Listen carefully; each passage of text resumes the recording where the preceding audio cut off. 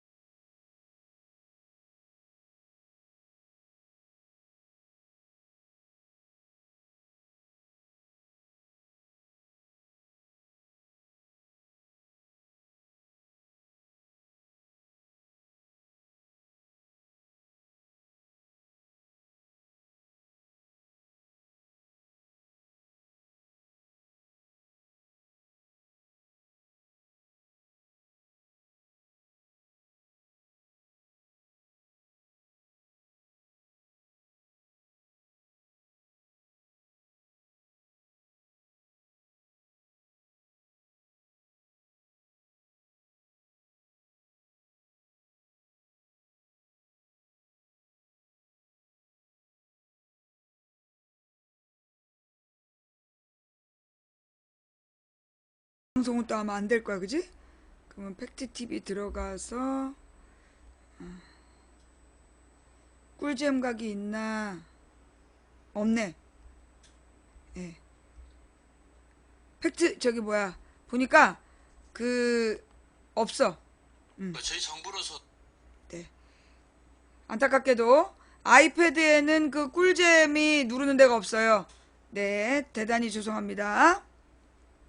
어서 들어오세요, 어서 들어오세요. 망치부인입니다. 얘가 왜 아이패드가 옛날에 말 잘 들었는데 점점 얘가 느려져. 아, 껐다 켜야 되겠다 한번. 하도 껐다 킨지 오래돼서 이런가 보다. 어서 오세요, 어서 오세요. 아이폰에도 없어요? 네, 안치환 선배가 많이 아픈 것 같죠? 예. 자, 후원해주신 모든 분께 감사드리고요. 다시 한번 공지 말씀드립니다. 박 PD한테 개인적으로 이름 불러서 말 거시면 블랙입니다. 예. 다시 한번 공지사항. 예, 박 PD한테만 따로 이름 불러서 인사하시거나 시비 걸거나 모두 블랙입니다. 예.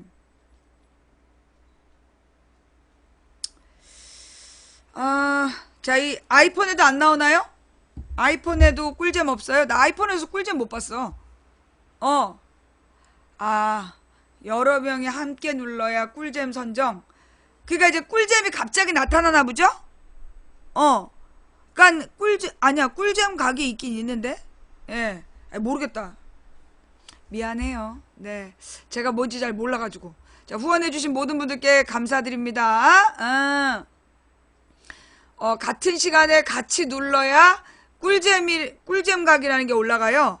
아, 그렇구나. 우리같이 손 느린 사람들은 그런 거 못해. 아니, 또 앞으로 이렇게 협조적으로 나와야지 또, BJ 잘릴라. 그래요? 며칠 전에 여기 아프리카 직원이 찾아오겠다는 거야. 아이고, 이 잘리나 보다. 막 항의가 들어가가지고, 아니면 외압을 받아서, 이제 방송 그만하려나 보다 바짝 쫄아갖고 갔잖아. 근데 이제 알고 보니까, 파트너 BJ 관리 차원에서 나왔다고. 아유, 까맣게 잊고 있었어요. 파트너 BJ인 거. 자, 어서오세요. 자, 이모티콘은 2개부터 블랙이에요. 예. 이모티콘 2개부터 블랙. 그 다음에 개인 이름 불러서, 예, 인사하거나, 또는 시비 걸어도 블랙. 여러분들 꼭 지켜주세요. 그게 우리 조카나 제 여동생일지라도 예외 없습니다. 네. 특히 옛날에 무슨 일이 있었냐면, 채팅창에서 내 선배라고. 나의 대학교 선배라 그러면서 누가 어이 경선이 막 이러면서 말을 거는 거야. 뭐 경선아 이러면서 근데 우리 선배들도 나한테 경선아 이렇게 부른 사람 없어.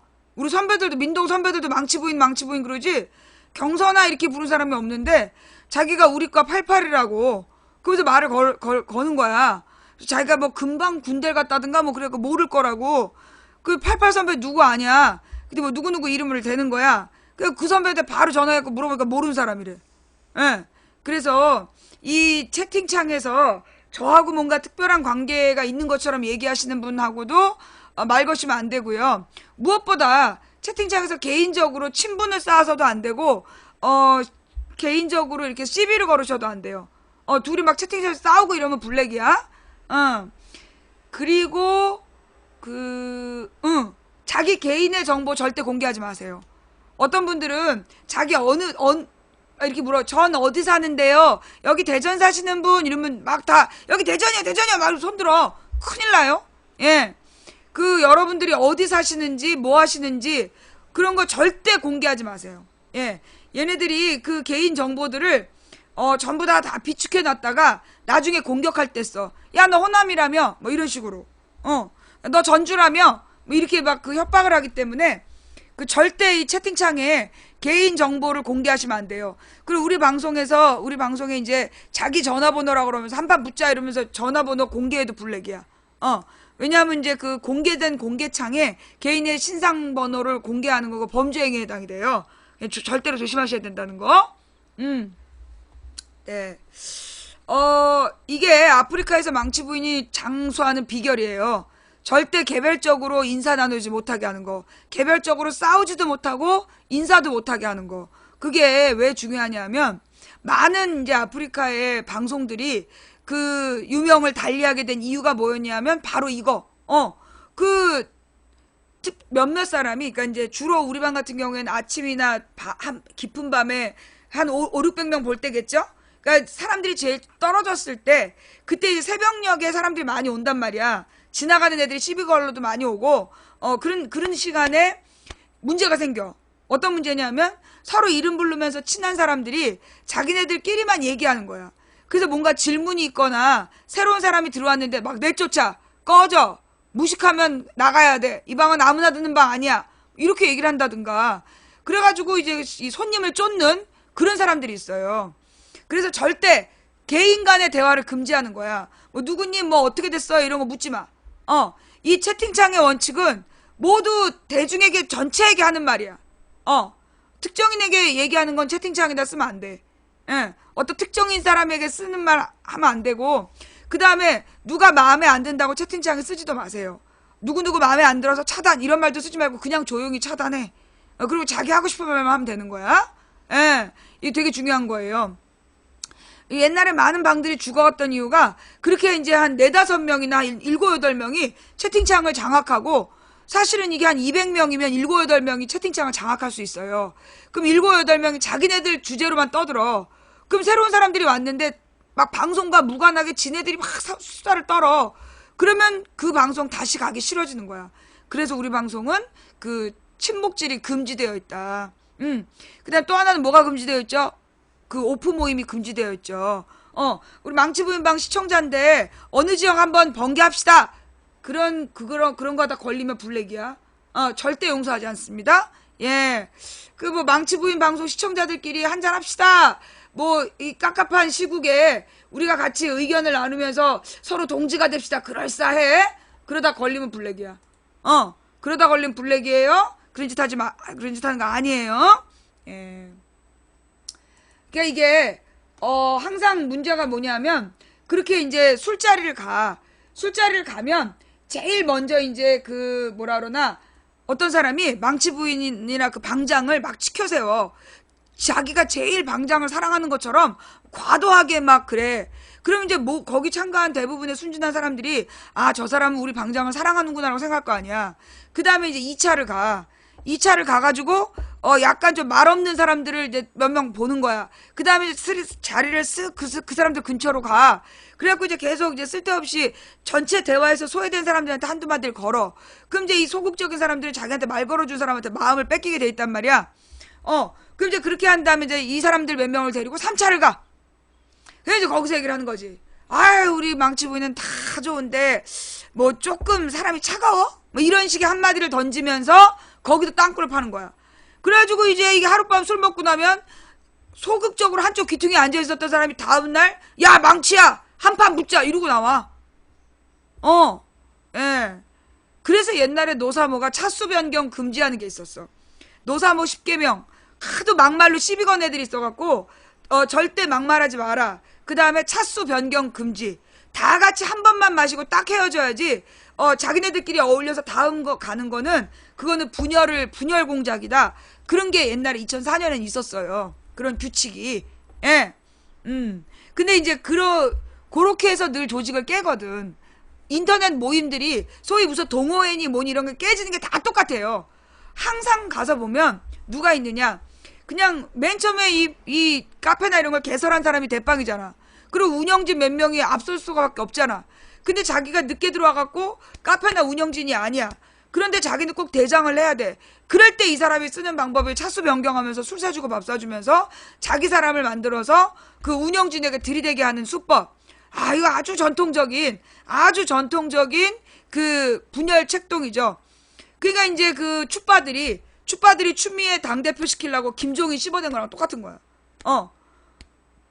김종인을 문재인이 데려왔을 때는 신의 한 수라고 떠들어 놓고 나중에 그 따로 모여가지고 지네들끼리 작당을 한 다음에 김종인한테 계속 들이댄 거.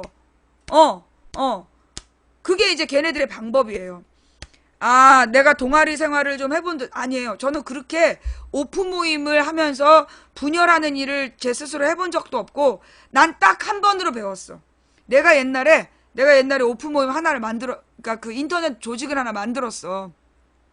하루에 1시간씩 자면서 3,500명의 회원을 모집을 한 거야. 근데 3,500명이 딱 모이고 그때 무슨 MT를 한 500명이 갔어.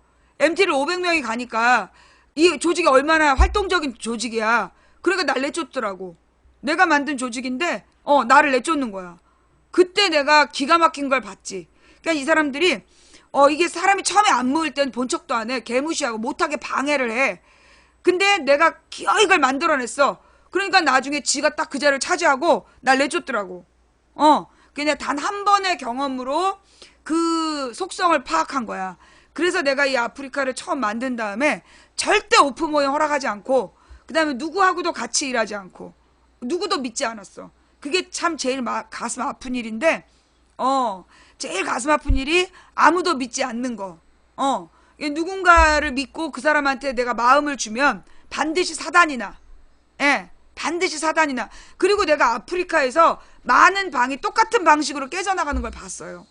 예, 똑같은 방식으로 방이 깨져나가는 걸 봤고 그 다음에 많은 사람들한테 카페나 동아리가 깨지는 과정이 똑같았다는 얘기를 들었어. 아, 그런 거구나. 그렇죠. 그래도 남편은 믿어야죠. 이분은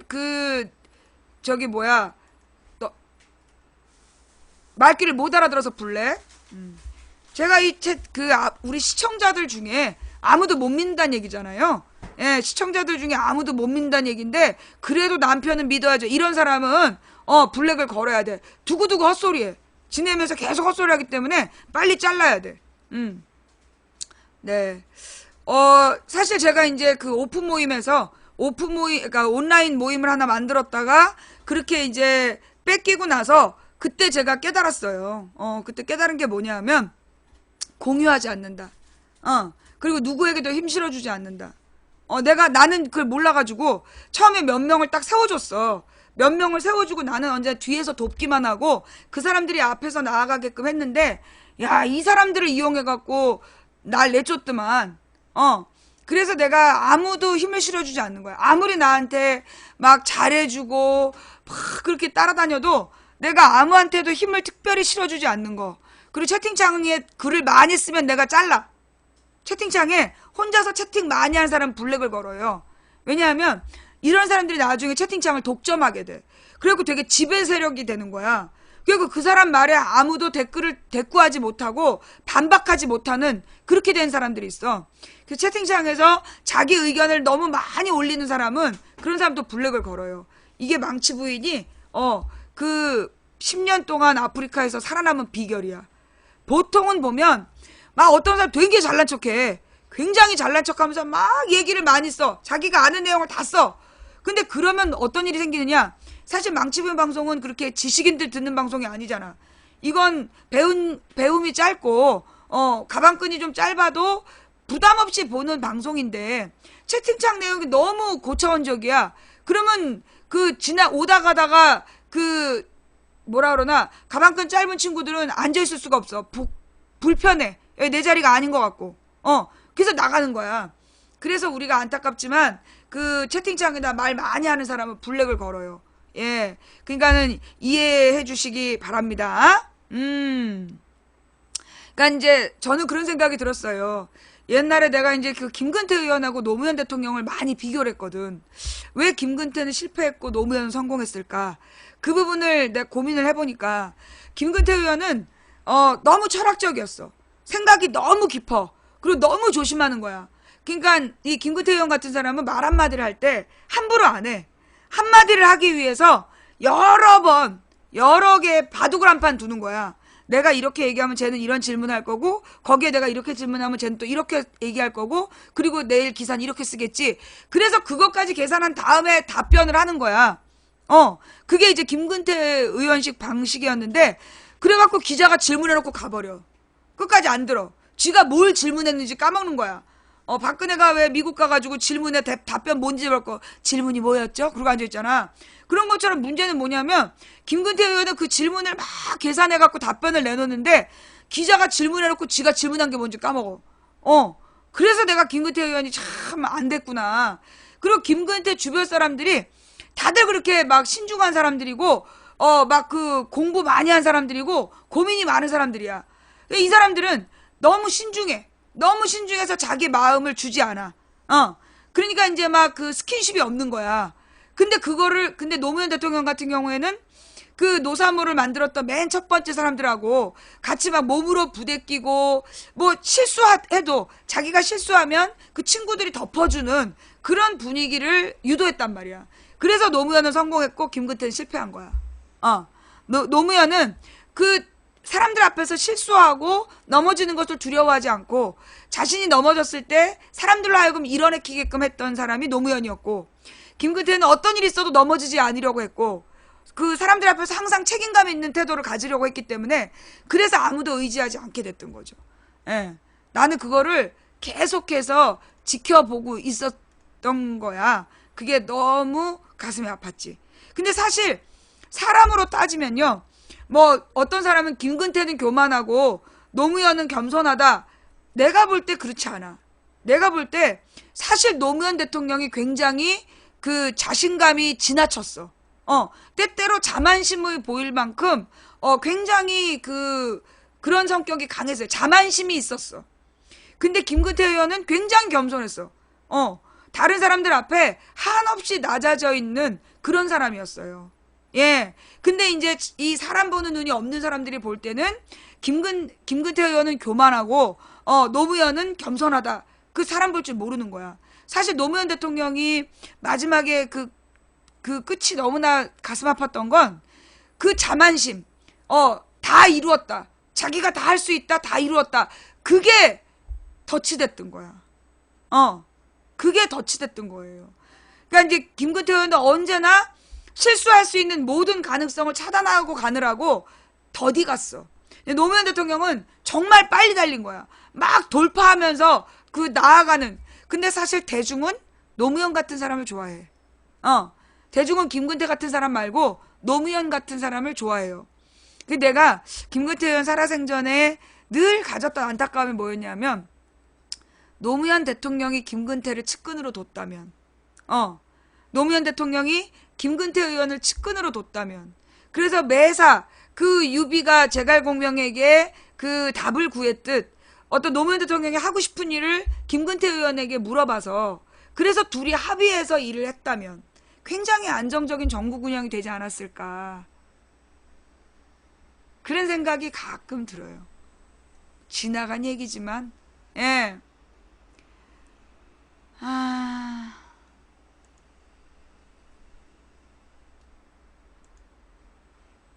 노래 하나 들어볼까요? 김광석이 불렀어요. 너무 아픈 사랑은 아니었음을.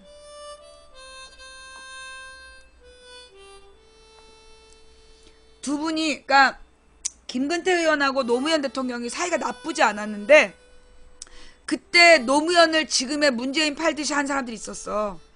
노무현을 자기네들이 완전히 앞에 둘러차고, 그리고 아무도 노무현 대통령 가까이 못 오게 했던 사람들이 있었어.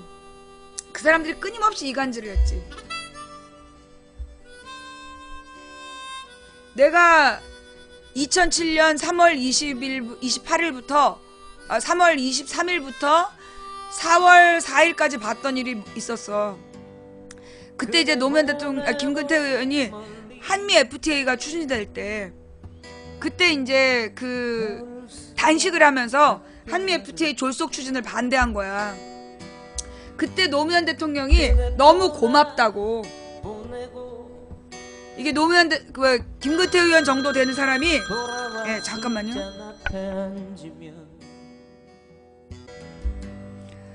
죄송해요. 제가 이제 미국 가는 것 때문에, 예, 미국에 가는데 다음 주가 추석이라, 예, 미리미리 준비할 것들이 있어가지고 뭐 주문하고 받고 이러느라고 좀 전화가 길었어요. 죄송합니다.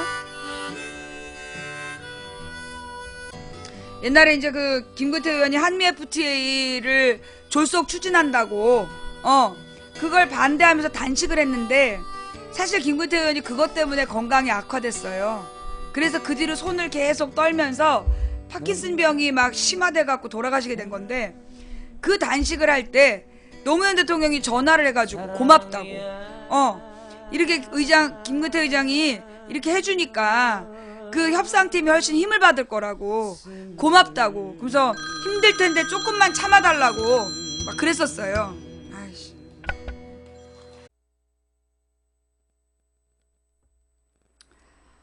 그래서 이제 그 노무현 대통령이 직접 전화를 해서 김근태 의원의 단식에 고맙다, 이렇게 힘을 보태주니까 우리 협상팀이 훨씬 더 힘을 받을 거다, 이러면서 격려를 했는데, 유명한 노사모 출신 인물들이 인터넷에서 김근태 의원에 대한 공개 비난 글을 썼어.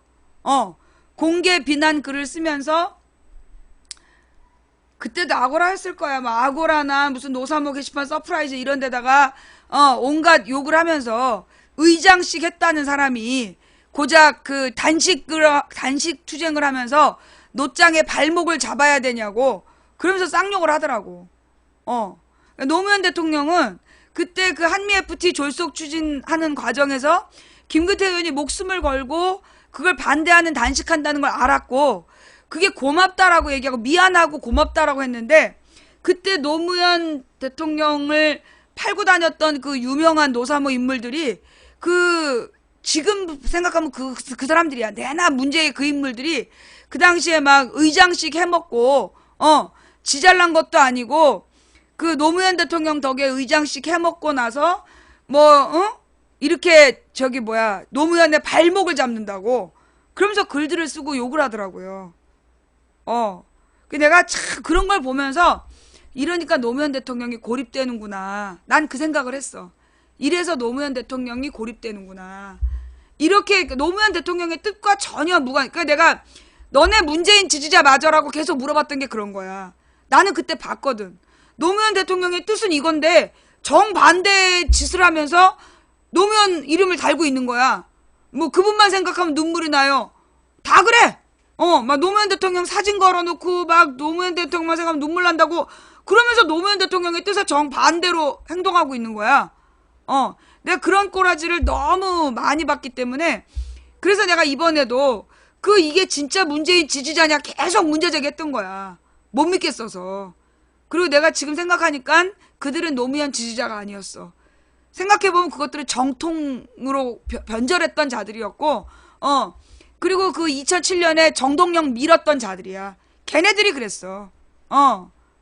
옛날에 노무현 대통령이 그러면 왜 집권 초기에 그렇게 힘을 못 받았냐면, 그때 천신정추라고 그래가지고 천정배, 정동영, 신기남, 추미애 얘네들이 당권파였어.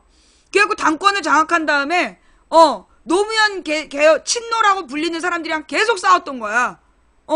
그래가지고 그냥 당이 개판이었던 거야.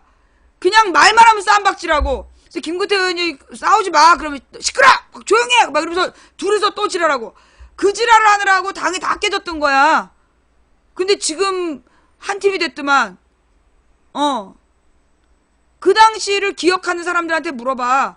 나는 그걸 진짜 2004년부터 7년까지 너무 적나라하게 목격했어. 그래서 열린우리당이 노무현 대통령 탄핵이라는 국면에서 만들어진 당인데 그러니까 천신정추가 이끄는 호남당, 그 다음에 친노라고 사람 불리는 뭐 수도권 경남당 이런 식으로 나누어져가지고 그래가지고 계속 쌈박질하고 그랬었어. 그게 참 지금도 생각하면 그때 말아먹었던 것들이 지금도 말아먹고 있어. 2007년에 그렇게 온갖 추저분한 짓을 해가지고 그 야권 대선을 망쳤던 자들이, 그러니까 걔네들은 대선을 이기는 게 목적이 아니었던 것 같아. 공천받고 권력을 차지하는 게 목적이었지. 진해 공천이 목적이었던 거야. 2008년 총선에서 자기네가 공천받는 게 목적이었지 대통령 선거 승리하는 데 관심이 없었던 거야. 그러니까 길을 쓰고 당권을 잡고 대권을 잡으려고 했던 거지. 그러더니만 나중에 2008년 선거 싹 말아먹었잖아. 2007년 대선 말아먹고 2008년 선거도 싹 말아먹고. 노무현 대통령 때는 어느 정도 신뢰가 있어서 정치를 아예 관심 없어서 몰랐어요. 노무현 대통령 때 정말 그때야말로 알고 비판했어야 돼. 근데 지금 이 추미애 묻지마 분위기를 유도한 애들이 그 당시에도 굉장히 우해갖고 잘못된 방향으로 이러면서 잘못된 방향으로 많이 이끌어갔어. 그걸 보면서 나는 그걸 다 지켜봤잖아요. 처음부터 끝까지 다 지켜보면서 정말 내 심장이 타버렸다는 말을 난 이해를 해. 노심초사라고 이 심장이 타버렸다라는 말을 난 이해한다니까. 너무너무 속이 상해가지고 정말 그 간이 녹아버리고 심장이 타버린다는 거, 그 말이 난 맞다고 봐. 얼마나 마음이 아팠는지 몰라요. 뻔히 잘못된 길로 이끌고 가는데 사람들이 따라가는 거야. 마치 피리 부는 사나이가 쥐를 몰고 가듯이 잘못된 방향으로 죽음의 길로 몰고 가는 거야. 근데 지금도 마찬가지야. 내가 볼 때 이 추미애를 지지했던 자들이 그런 방향으로 지금 작전을 피는 거야. 예. 천신정추라고 그래갖고 맨 처음에 천신정추가 노무현 대통령 흔들었던 멤버였어. 아니야, 맨 처음 천신정추가 어떻게 하나가 되냐. 맞아요. 민주당 초기 2003년에 갈라지기 전 노무현 대통령이 2002년에 경선에서 붙었잖아. 경선에서 이제 대통령이 됐는데, 그리고 2003년에 가서 분당이 돼. 2003년에 민주당에서 열린우리당으로 분당이 되는데 그때 천신정추에서 추미애만 남고 천신정이 바깥으로 나온 거야. 예, 얘기가 그렇게 된 거예요. 그러니까 2003년에 왜 분당이 되냐 하면 특검, 대북 송금 특검 이걸로 시비가 걸려가지고 그래서 분당하게 되고, 그때 열린우리당으로 노무현 대통령을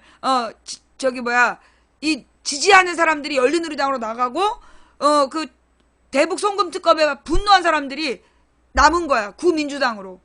그 구민주당 거두가 추미애였고, 그래서 살았을 때 노무현 대통령 살아생전에 한 번도 가서 예방을 한 적이 없는 추미애가 전두환을 예방한다더니 내가 얼마나 기가 막혔겠어. 정동영, 천정배, 신기남, 정동영, 추미애, 얘네가 당권파였어. 그러니까 이 추미애가요, 살아생전에 노무현 대통령한테 그 탄핵까지 하고 별지랄 다 해놓고 살아생전에 노무현 대통령을 예방 한 번 안 했다고. 그런데 전두환한테 가겠다. 미친 거지. 자, 여기 중요한 질문 나왔어. 그 대북 송금 특검 얘기 해드릴까요? 우리 방송 애청자들은 많이 아는 얘기인데 또 새로운 시청자들이 많으니까 또 해드릴게요. 대북 송금 특검이 어떤 일이었냐, 무슨 일이었냐 하면, 그때 이제 실체는 뭐였냐면, 현대의 정몽원이가, 그러니까 이건 정주영 때부터 얘기가 시작돼. 정주영이 이제 그 북한에 소를 몰고 갔다 오잖아. 소를 몰고 가서 그때 김일성, 김정일 집안하고 약속을 하고 오는 거야. 뭐냐? 남한에서 돈을 내서 북한을 개발하겠다. 그러니까 그 개발을 할 때 독점권을 달라. 그걸 이제 정주영이 약속을 하고 돌아왔고, 나중에 이제 김대중 노무현 정부에서 개성공단하고 금강산 관광을 이제 시작을 할 때, 그때 현대에게 독점권을 준 거예요. 그리고 이제 현대 아산에서 그거 말고도 개성관광까지 해서 4가지인가를 준비했어.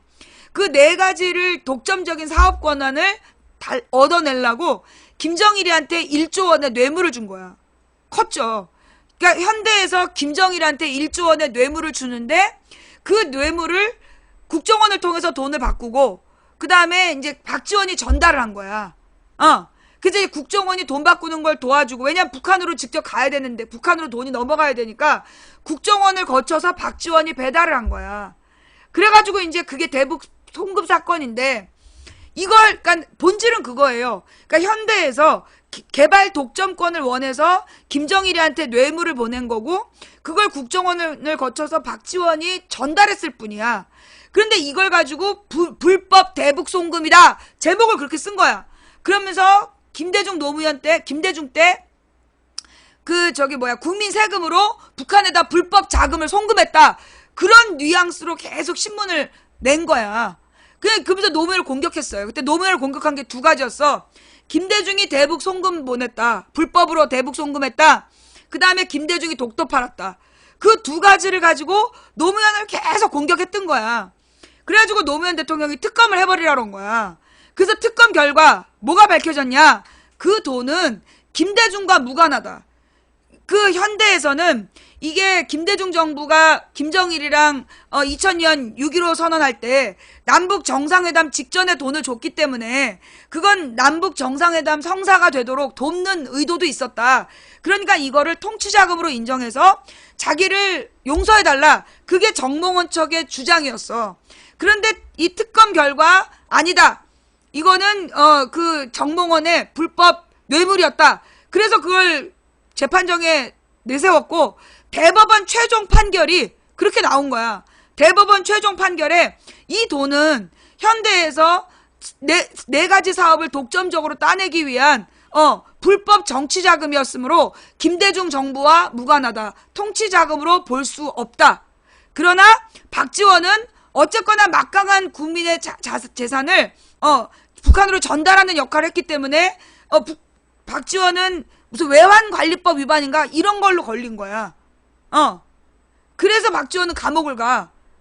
배달했다는 죄로 감옥을 간 거였고, 노무현 대통령은 박지원을 희생해서라도 누구를, 김대중 정부가 불법으로 북한에 송금한 게 아니라는 그걸 밝혀내는 게 목적이었어. 찾아봐요, 그거. 그 대북 송금 특검에 대한 대법원 판결을 찾아봐. 그 얘기가 나와. 그런데 그 내용을 어떤 언론에서도 보도하지 않았어. 대법원 판결, 대법원에서 이 돈은 김대중과 무관하다라고 판결했다는 얘기를 아무도 보도하지 않았어. 일부러. 그래서 호남 세력과 친노, 호남과 영남의 민주 세력을 계속 이간질시키려고, 대립시키려고 그 말을 안 한 거야. 나도 그걸 언제 알았냐면 2009년에 알았어. 대법원 판례를. 나도 2008년까지는 그 대북 송금으로 박지원이, 그러니까 불법으로 김대중 정부에서 돈을 보냈고, 그거 책임을 지고 박지원이 대신 감옥 간 줄 알았는데, 그걸 내가 어떻게 알았냐? 김대중 대통령이 돌아가신 다음에였나? 불법 대북 송금이라면서 막 노무현 대통령 돌아가셨을 때다. 어떤 새끼가 시비를 건 거야. 그러면서 대법원 판결문을 가지고 왔어. 그래가지고 내가 그래? 미안하다고 그러고 다 같이 한번 읽어보자 하면서 판결문을 읽으면서, 야, 여기 나와 있잖아. 그래서 드러난 거야. 걔네들이 갖고 온 대법원 판결문을 보고 이게 노무현 대통령이 김대중 정부가 불법 송금하지 않았다는 걸 밝혀낸 거구나 라는 걸 내가 알게 된 거예요. 그 다음에 또 하나가 뭐냐면 그때 한나라당에서 김대중이 독도 팔았다고. 한나라당 국회의원들과 지지자들이 노무현 정부 3, 4, 5, 3년 동안 계속 떠드는 거야. 김대중이 독도 팔았다고. 그래갖고 노무현 대통령이 너무 열받아서 독도 밀약이라는 걸 까버린 거야. 거짓말 하지 마라. 독도 팔아먹은 거 박정희 아니냐. 박정희가 일본이랑 밀약을 맺고 남북의 남한과 한국과 일본이 공동 소유한다고 그때 약속해줘 버린 거 아니냐. 그래서 독도 밀약을 까버린 거야. 그것도 김대중 대통령의 명예를 위해서. 몰랐지. 자, 아까 그 특검, 대북 송금 특검은 이해 못하겠다. 이해가 되세요? 6번 들으니까 머릿속에 정리가 됐어요. 자, 이 진실이 이해가 되세요? 모르고 욕했지? 호남 사람들이 이걸 몰라. 예. 호남 사람들이 그 내용을 몰라. 왜? 어떤 언론에서도 공식적으로 얘기를 안 했기 때문에. 예. 나는 그 한나라당 지지자가 나한테 시비 걸면서 한나라당 시절에 나한테 시비 걸면서 김대중 노무현 욕하려고 갖고 온 대법원 판결문을 같이 읽어보고 진실을 알아낸 거야. 예. 기가 막히죠? 뭘 설명해줘?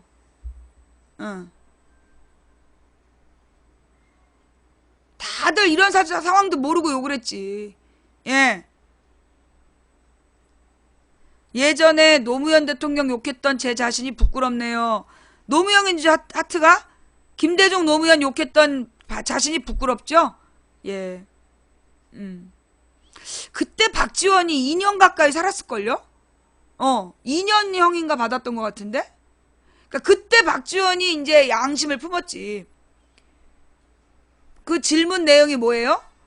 뭐 망치 보인더러 설명 좀 해주세요 그래놓고 지금 막 단타를 하기 때문에 질문 내용을 알 수가 없어. 인도 핵은 되는데 북한 핵은 안 되는지 이해할 수 없다. 반미면 어떤가? 북한이 달라는 대로 다 줘도 남는 장사다. 국가보안법이 있으면 남북 대화가 불가능하다. 미군을 겁내는 북한을 안심시키기 위해 전작권 환수, 한미연합사 해체를 추진하였다. 육자회담, 국제회의, 정상회담에서 북한 입장을 최대한 지지하고 변론하였다. 한국에서 공산당이 허용될 때라야 비로소 완전한 민주주의라고 볼 수 있다. 김정일 위원장 만나서 핵 포기하라고 하면 되던 대화 판도 깨진다. 이 노무현 대통령의 이 발언들에 대해서 설명해 달라는 거예요? 이 노무현 대통령의 이 발언들에 대해서 그 설명해 달라는 거예요? 아니면 비판하고 싶은 거예요? 오늘은 그럼 이 얘기를 해볼까요? 뭐 특별한 뉴스도 없는데. 어디서 퍼왔어요, 이거? 자, 이게 소위 국정원에서 퍼돌린 논리예요. 예. 그러면서 노무현이 나쁜 놈이라고 그러면서 이걸 국정원에서 퍼돌렸죠. 자, 그럼 오늘은 이 질문들에 대한 요 내용들에 대해서 하나씩 그 팩트 확인을 한번 해 갑시다. 예. 물론 내가 다 아는 건 아니에요. 내가 100% 모든 내용을 다 아는 게 아니라서 내가 아는 한도에서 한번 설명해 볼게요. 예. 아주 재밌을 것 같아요.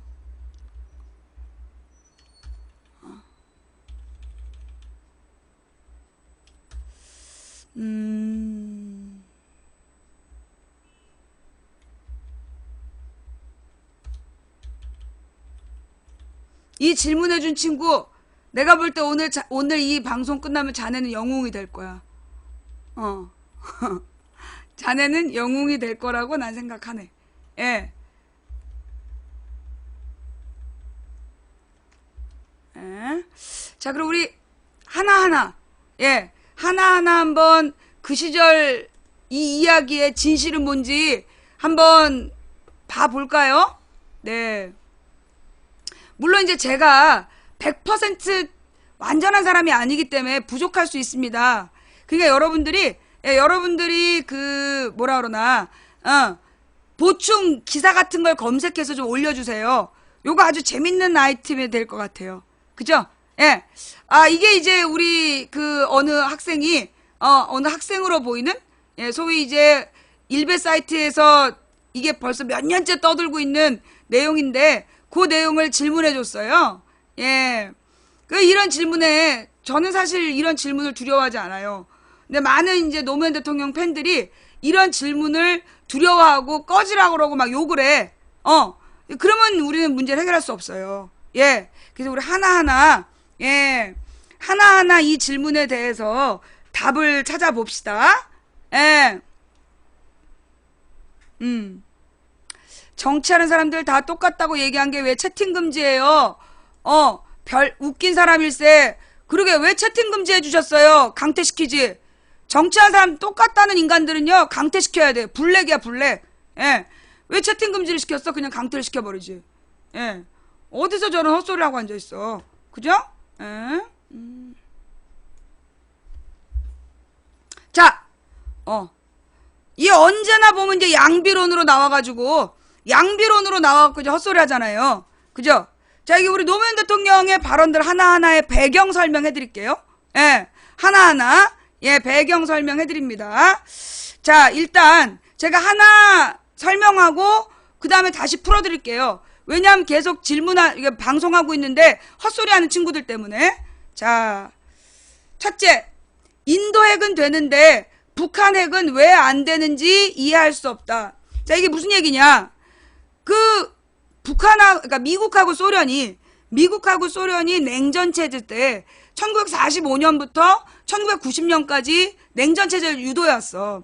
그러면서 얘네들이 계속 주장했던 게 뭐였냐면 핵 확산을 금지하는 거야.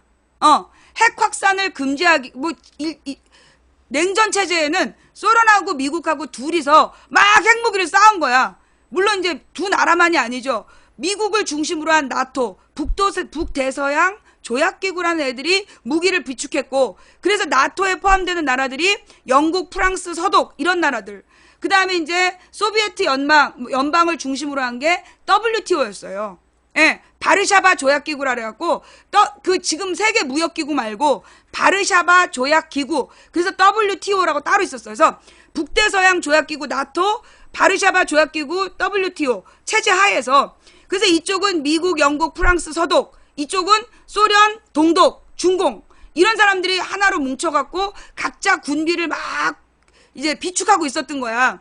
그래서 핵무기가 엄청 늘어난 거지. 그러다가 90년도에 냉전을 종식하는 거야. 동서독에 통일을 하면서, 그리고 소련과 중공 이런 나라들이 전부 공산주의를 포기해. 그러면서 이제 혼합 경제체제가 되는 거야. 그래서 공산주의하고 자본주의를 혼합한, 그래서 생산은 자본주의 방식, 분배는 공산주의 방식으로 하는 혼합주의 경제체제로 세계가 변하게 돼요. 그래서 이제 원래 이 자본주의 국가들은 복지 기능을 강화해 가는 쪽으로, 그리고 공산주의 국가에서는 자본주의적인 기술들을 도입하는 쪽으로 그렇게 세계가 재편되는 거야. 그때 인도는 원래 AAA 지역이라서 제3세계였어. 제3세계라고 그래갖고 원래 핵이 없던 지역이었다고. 그런데 인도는 미국하고 친했고, 그래서 인도가 자체적으로 핵무기를 개발한 거야. 왜? 인도에는 누가 있어? 인도 자체에 IIT, MIT 공대처럼 IIT라는 진해 공대가 있잖아. 세계 두 번째 공대야. 그러면서 인도에서는 부자들의 평균 집값이 300억이라며. 엄청 부자들이야. 그리고 공부도 굉장히 잘했고. 그래서 빅뱅 이론이라는 데 보면 인도인 하나가 왔다 갔다 하잖아. 그렇게 애들이 머리가 좋았던 거야. 무엇보다 인도가 소위 아라비아 숫자라고 얘기하는 그 숫자의 기원이 인도에서 나온 거고, 그래서 그 사람들이 과학이 발달되어 있었고 돈도 많았기 때문에 핵무기를 개발해버린 거야. 자기네들이 핵무기를 개발하겠다. 그럴 때 미국도 소련도 인도에다가는 아무 말 못한 거야. 미국도 러시아도. 근데 북한에 대해서만 핵을 갖지 말아야 된다라고 얘기를 하는 거야. 그러니까 이 노무현이 뭐라고 얘기한 거냐. 북한만 핵을 갖지 말아라 라고 얘기하면 안 된다. 전 세계가 다 같이 핵을 버리던가. 무엇보다 미국하고 북한이 전쟁 중이다. 지금 전 세계에서 미국하고 휴전 중인 나라가 유일하게 북한밖에 없어. 그럼 북한 입장에서는 자기랑 전쟁하고 있는 게 미국인데 그 미국이 핵무기가 쌓아져 있어. 근데 북한은 핵무기가 하나도 없어. 근데 전쟁 중이야. 휴전 중이고. 휴전이라는 건 전쟁을 잠시 쉬는 중이라고. 그럼 북한에서 공포와 불안감이 높아지는데, 그러니까 저 말은 북한에다가 핵을 인정하란 말이 아니라 미국이 핵을 포기하고 둘 다 같이 평화협정을 맺어라 그 말이었던 거예요. 그 말 중에 나온 말이야. 제가 잘못 알은 거예요? 인도 핵은 되는데 북한 핵은 왜 안 되는지 이해할 수 없다라는 말이 나온 배경이 그런 배경이었다고. 자, 첫 번째 질문에 대해서 내 설명 알아들었어요?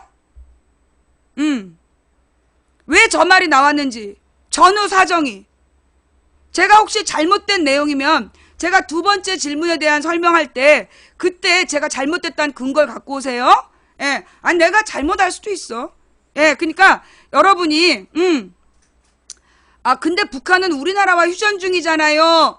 우리 고라 파턱 잘 들어요. 그 휴전 그러니까 이렇게 또 보충 질문이 나왔으니까 관련 질문이니까 지금 근데 북한은 우리나라와 휴전 중이잖아요 라는 질문이 들어왔어요. 휴전 협정을 누가 맺었을까? 남한의 이승만과 북한의 김일성 사이에 맺었을까요? 우리 고리파턱 그 휴전 협정 누가 맺었어? 미국하고 북한이 맺은 거야. 한미연합군이었겠죠. 유엔군 대표였던 미국하고 북한이 맺은 그 휴전협정이었어. 그래서 그 누구는 우리나라는 이 전쟁에 어떤 명분도 없어요. 끼어들 수가 없어. 요거 몰랐지? 이 휴전협정이 남한과 북한 사이에 맺은 게 아니야. 만약에 남한과 북한 사이에 맺은 협정이면 언제 그 김대중 노무현 때 종전협정, 평화협정 맺어버렸으면 됐잖아. 근데 미국하고 북한이 맺은 거야. 몰랐어요? 미국하고 북한이 휴전협정을 맺었어. 그래서 그거 몰라요? 한국 전쟁이 끝날 때 휴전협정이라는 게 뭐냐면 1960년 6월 26일 날 전쟁이 6.25 6월 25일 날 전쟁이 시작되잖아. 그래서 그게 53년 7월 27일인가에 전쟁이 끝난다고. 그 전쟁이 끝날 때 그게 그때 맺은 게 휴전협정이야. 그런데 그 휴전협정을 맺은 주체가 우리 남한이 아니었어. 그래가지고 그때 휴전선을 그은 거야. 38선을 이렇게 그었다가 새로 휴전선을 그으면서 휴전이 돼요. 그때 남한 군인들이 막 통곡하고 난리도 아니었어. 여러분 그거 모르죠? 우리 어렸을 때는 그 시절에 막 그 군인들이 분노하는 장면을 우리는 영화나 드라마로 보고 자랐어. 역사적 사실이야. 그 휴전협정에 동의할 수 없다. 지금 이대로 휴전해버리면 우린 영원히 분단국가 된다. 그러면서 군인들이 막 울었다니까. 그 휴전이 남한의 결정이 아니었어. 남한 정부의 뜻으로 휴전한 게 아니라 미군이 그냥 그어버린 거야. 중단해버린 거야. 이것도 몰랐지? 그 휴전이 남한 정부의 뜻에 의해서 벌어진 게 아니라 전쟁을 처음부터 끝까지 주도한 게 유엔군이었고, 그래서 그 유엔군이 그 휴전협정을 그어버리면서 남한 군대는 받아들일 수 없다. 이러면 안 된다. 분단이 고착화되니까 우리 다시 끝까지 올라가야 된다. 그런 얘기하면서 군인들이 통곡하면서 맺은 게 휴전협정이야. 그리고 우리는 그 휴전협정에 어떠한 권한도 없었어요. 그래서 지금까지도 지금 북한이 왜 남한한테 휴전협정 맺자고 안 할까?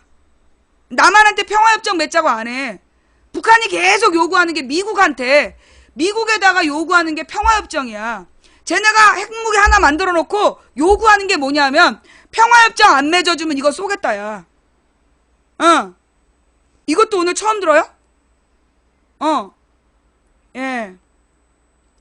이거 오늘 처음 들었어요? 북한이 핵무기를 만든 이유가 뭐냐 하면 정말로 미국에다 쏘겠다는 게 아니야. 아니 여러분 생각해봐. 여러분은 총이 한 발이야. 근데 적군은 기관총을 갖고 있어. 그럼 여러분이 만약에 한 발을 쏘면 적군의 여러 명이 기관총을 갖고 있어. 어떻게 될까? 여러분 한 발로 죽일 수 있는 게 한 명이야. 근데 쟤네는 여러 명이 기관총을 갖고 있다고. 다다다다다다. 그러면 쏠래 항복할래? 그런 경우에 살아남으려면 쏘겠어 항복하겠어? 죽으려면 쏘겠지. 그치? 총 맞아 뒤지고 싶으면 쏘겠지. 근데 사는 게 목적이면 손 드는 거 아니야. 그래서 지금 북한이 핵무기 하나를 만들어가지고 협박하는 건 평화협정 맺어달라는 거야. 왜 평화협정을 요구하느냐?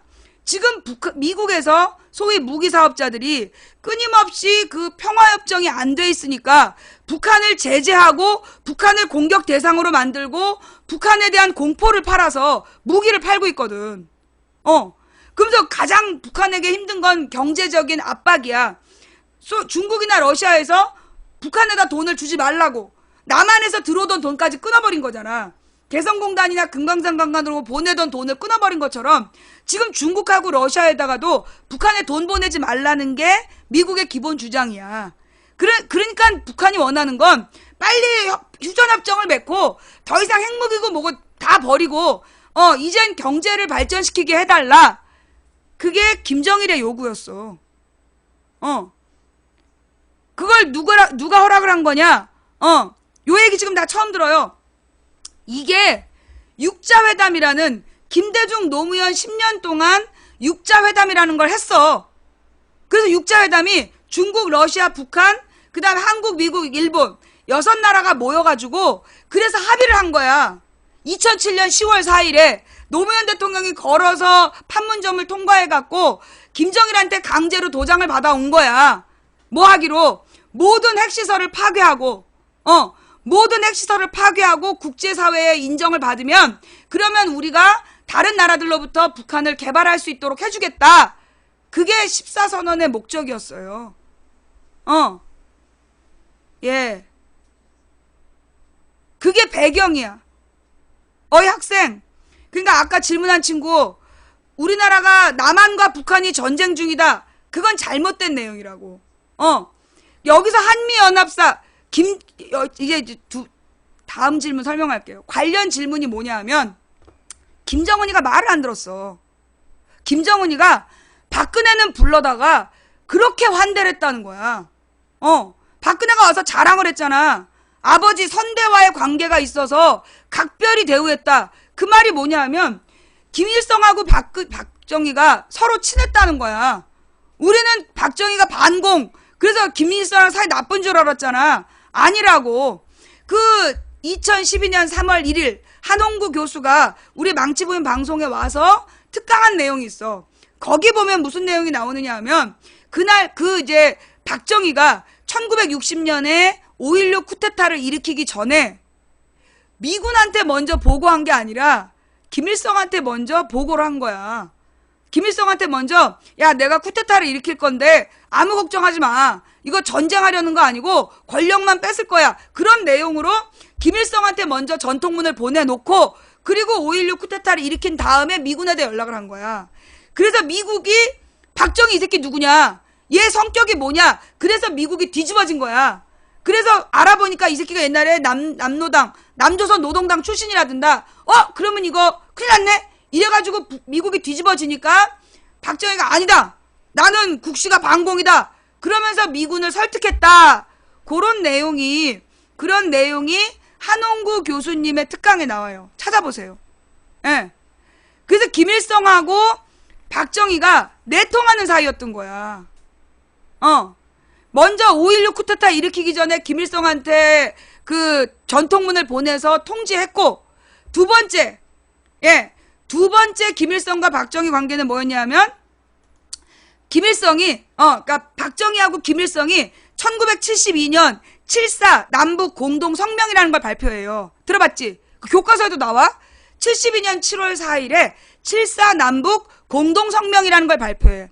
그런데 이 7.4 남북 공동 성명의 내용이 뭐냐면 자주, 평화, 민족 대단결의 원칙에 따라 남북이 공동으로 통일 노력을 한다. 그 내용이야. 7.4 남북 공동 성명이 무슨 내용이냐면 남과 북이 자주, 평화, 민족 대단결이라는 3대 원칙에 따라 통일의 노력에 경주한다. 그러니까 통일의 노력에 최선을 다한다가 그 내용이야. 그걸 서울하고 평양에서 동시에 발표를 한 거예요.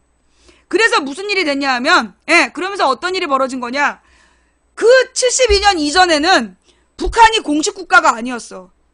북한이 국제사회에서 공식적인 국가가 아니었던 거야. 가령 지금 시리아에 IS가 있잖아. 시리아의 IS를 국제사회가 국가로 인정 안 해. UN 가입도 안 되고.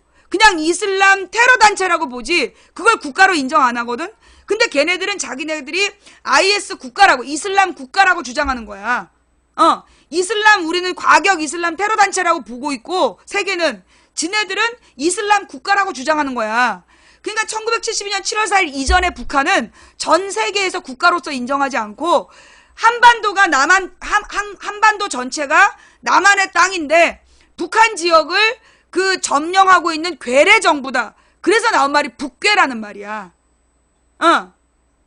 자, 딴 얘기하는 애들, 야, 미국을 직접 때릴 수 없으니까 우리나라를 공격한다고. 자, 왜 헛소리해? 집중하고 들어봐 일단. 그래서 72년 7월 4일 이전에는 북한은 북괴 괴뢰 집단이었어. 정식적인 국가도 아니고 인정받지 못하는, 유엔이 인정하지 않는 괴뢰 집단. 그래서 북괴 이렇게 불렀어. 그런데 박정희가 7.4 남북 공동성명을 발표하는 순간 남한과 북한이 된 거야. 원래 한국과 괴뢰 정부였는데 한국과 북괴였는데 남한 북한이 된 이유가 뭐냐? 사우스 코리아 노스 코리아가 된 게 박정희의 공이야. 박정희가 국가를 공식으로 인정해 준 거야.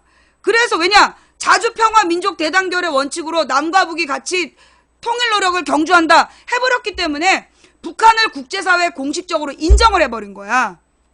그렇게 되자 난리 난 건 미국이었어. 그 전에는 아무 문제 없었던 문제들이 터지는 거야. 첫째, 국제법상 북한의 영토를 인정해줘야 돼. 영토라는 게 뭐냐면 영공, 그 다음에 그 영해, 영공과 영해, 그리고 땅이 있는 거잖아. 그러면 영해가 어디까지냐? 영해.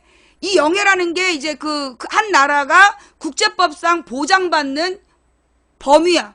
그게 국제법상 썰물대, 즉 물이 다 빠진 썰물대 해안선으로부터 12해리, 이거를 국제법상 그 나라의 영해라고 인정해 주는 거야. 그럼 영해라는 건 뭐냐? 요 영해는 이 나라의 허락을 받지 않으면 들어갈 수 없는 게 영해야. 그 다음에 이제 그 옆으로 넓게 EEZ라고 그래갖고 배타적 경제수역이라는 게 있는 거야. 요 배타적 경제수역은 해안선으로부터 200해리. 그러니까 12해리가 영해고 200해리가 그 배타적 경제수역이야. 해리는 1.8km. 자, 그렇게 되면 뭐냐? 200해리만큼은 이건 뭐냐? 일반 다른 나라 배들이 지나다닐 수는 있어. 맘대로 지나다닐 수는 있는데 거기서 물고기를 잡거나 무역을 하면 안 되는 거야. 배타적 경제수역은 그런 의미야. 그러니까 우리는 해안선으로부터 200해리까지는 이 나라만 고기를 잡아먹을 수 있다. 그 얘기예요. 근데 영해라는 건 그 중에 12해리. 적어도 이 구역에 들어갈 때 반드시 이 나라 허락 받아야 된다. 그게 영해 개념이야. 옛날에는 북한을 국가로서 유엔이 인정을 안 했기 때문에 국제법을 적용할 필요가 없었어. 그래갖고 우리가 NLL을 우리 땅이라고 막 돌아다녀도 그걸 뭐라고 이제 유엔에서 신경도 안 쓴 거야. 왜냐면 북한을 공식적으로 인정을 안 해줬으니까. 그런데 박정희가 인정을 해줘버렸어. 그래서 어떤 문제가 생기냐? 74년도에 헨리 키신저라는 장관이, 우리나라에 되게 유명한 사람이야. 이게 우리나라의 주한미 대사도 했던가 그래가지고 한국에 대해서 잘 아는 사람인데, 이 키신저가 미국의 국무회의에다가 보고서를 내는 거야. 큰일 났다. 우리가 휴전 때, 이 53년에 북한하고 휴전을 하면서 서해안에 해안선을 안 그은 거야. 휴전선을. 그래서 문제는 그 서해 5도는 남한으로 하고 나머지 부속도서는 북한 거라고 인정을 해줘 버렸는데 바닷길을 정해주지 않은 거야. 그래서 그때 막 마찰이 생긴 거야. 연평도 인근에서. 그러니까 이제 미군이 그어준 선이 있어. 그게 뭐냐면 NLL이라는 선이야. 요 NLL이라는 선을 그어주면서 남한 군대가 무슨 일이 있어도 이 선을 넘어가면 안 돼. 근데 이게 영해는 아니었어. 전쟁이 일어나지 않도록 전쟁을 억제하기 위해서 남한 군함이 절대 올라갈 수 없는 선, 그게 북방한계선 NLL이야. 그 NLL이 문제는 뭐냐면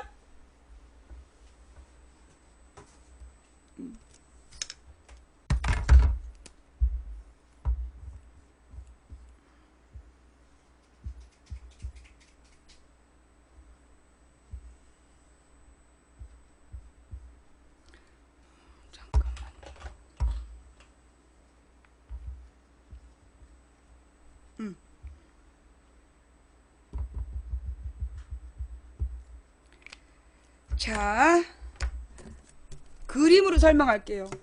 빗금친 지역이 북한 땅이야. 그리고 요 동그라미가 연평도야.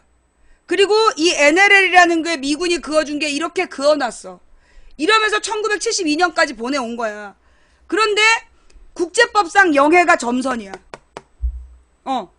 국제법상 북한을 국가로서 인정하지 않았을 때는, 북한을 국가로서 인정하지 않았을 때는 아무 문제가 안 됐어, 이게. NLL이.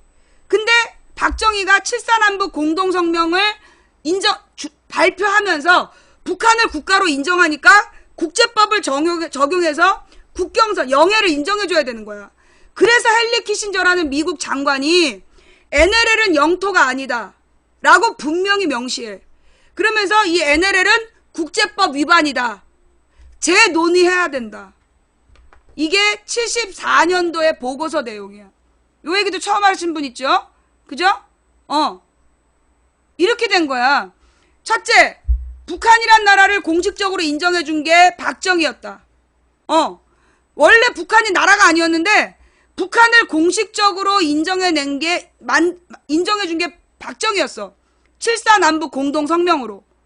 그리고 난 다음에 헨리 키신저가 NLL은 국제법 위반이다 라고 얘기를 해준 거야. 이것도 몰랐잖아. 그지? 우리 일베 청년, 아까 저 질문 갖고 온 청년 이거 못 들었던 얘기일 거야. 요 내용이 역사적으로 다 나와 있고 미국에서 미국은 30년 지나면 모두 외교문서 공개하잖아. 그 공개된 내용을 통해서도 확인된 사항이야. 자, 그러니까 NLL의 문제나 남북 관계에 있어서 문제를 일으킨 건 박정희였던 거야. 그랬지? 그러면서 전쟁은 유엔과 북한이 휴전을 했는데 남한은 휴전협정 권한이 없는 거야. 그러니까 근데 그 다음에 어떤 문제가 생겼냐? 박정희가 이제 이런 상태에서 시간이 지났어. 79년도에 총을 맞아 죽어버린 거야. 총을 맞아 뒤져버리고, 그리고 나서 80년, 그러니까 그해 12월에, 한 달 보름 만에 전두환 노태우가 또 쿠데타를 일으키는 거야. 두 번째 쿠데타를 일으켜가지고, 차질해버리는 거야. 국가 권력을. 그리고 난 다음에, 두 번째 쿠데타를 일으킨 전두환 때, 북한하고 계속 전쟁을 했을 것 같잖아. 그때 4번인가 공식적인 문서가 나와. 전두환 정부 때 북한하고 계속 대화를 했어. 그래서 그 대화 결과 85년도에 나온 85년인가 6년에 처음으로 남북 이산가족 만남하잖아. 그게 전두환 때지. 남북 이산가족 만남을 위해서 전두환 때 계속 북한하고 협상을 해요. 그러면서 계속 협상하는 과정에서 NLL 문제가 나오는 거야. NLL에 대해서 계속 문제 제기가 되는 거야. 그래가지고 어떻게 되냐? 1991년, 또 중요한 얘기 나옵니다. 1991년에 찾아봐. 1991년에 노태우 정부의 총리와 북한의 김일성 정부의 무슨 고위 관리가 발표를 해. 뭘 발표했냐? 남북 기본 합의서. 남북 기본 합의서라는 문서를 발표해. 그러면서 그 문서 내용에 부칙으로 용지를 하나 끼워 넣은 거야. 별지 형태로 부칙을 끼워 넣었는데 그 부칙에 아주 심각한 구절이 들어가. 노태우 때. 뭐라고? NLL은 국제법 위반이니 지금 당장 논의를 시작한다. NLL을 우리 정부에서 그 총리가 인정을 해준 거야. NLL은 국제법 위반이니까 지금 당장 재논의를 시작한다. 라고 합의서를 발표해버린 거야. 난리가 난 거지, 조중동이. 그래서 그걸 철저히 묻었어. 조용해. 모른 척 하면서 노태우 때 그냥 모른 척. 그때 노태우가 뭐 했냐면, 북방 외교라고 그래갖고, 소련에다가 막 투자한다고 돈 갖다 퍼주고 그럴 때였어. 그래서 돈은 퍼주고, 돈을 돌려받지 못하니까, 소련제 전차 이런 걸 받은 거야. 잠수함 이런 거, 썩은 거. 그리고 지금 우리나라에 와 있는 소련제 기계들이 1980년대 생산된 거야. 80년대 생산된 거를 우리가 노태우 때 준 돈 대신 돌려받은 거지. 그렇게 된 거야. 그런데 이제 그렇게 해서 노태우 시대가 지나가. 그 다음이 누구였어? 김영삼이었지. 자, 여기서 또 기가 막힌 얘기가 나옵니다. 김영삼 정부에서, 자, 올리고, 자, 여러분이 굉장히 충격받을 것 같으니까. 김영삼 정부의 국방부 장관, 김영삼 정부의 국방부 장관이, 국회의사당에 가서 국정감사장인가 하여튼, 이 국회 본회의장에서 이런 얘기를 해요. 국회 그러니까 상임위원회인가 본회의장인가? 거기서 뭐라고 얘기를 하느냐. NLL은 국제법 위반이니, 그리고 과거 정부에서 재논의를 약속했으니, 지금 당장 재논의를 해야 된다. 라고 발표를 해버린 거야. 그래서 그게 회의록에 남았어. 그래갖고 신한국당 의원들이 이런 씨발놈 개같은 놈이 쌍욕을 하면서 당장 말 취소하라고.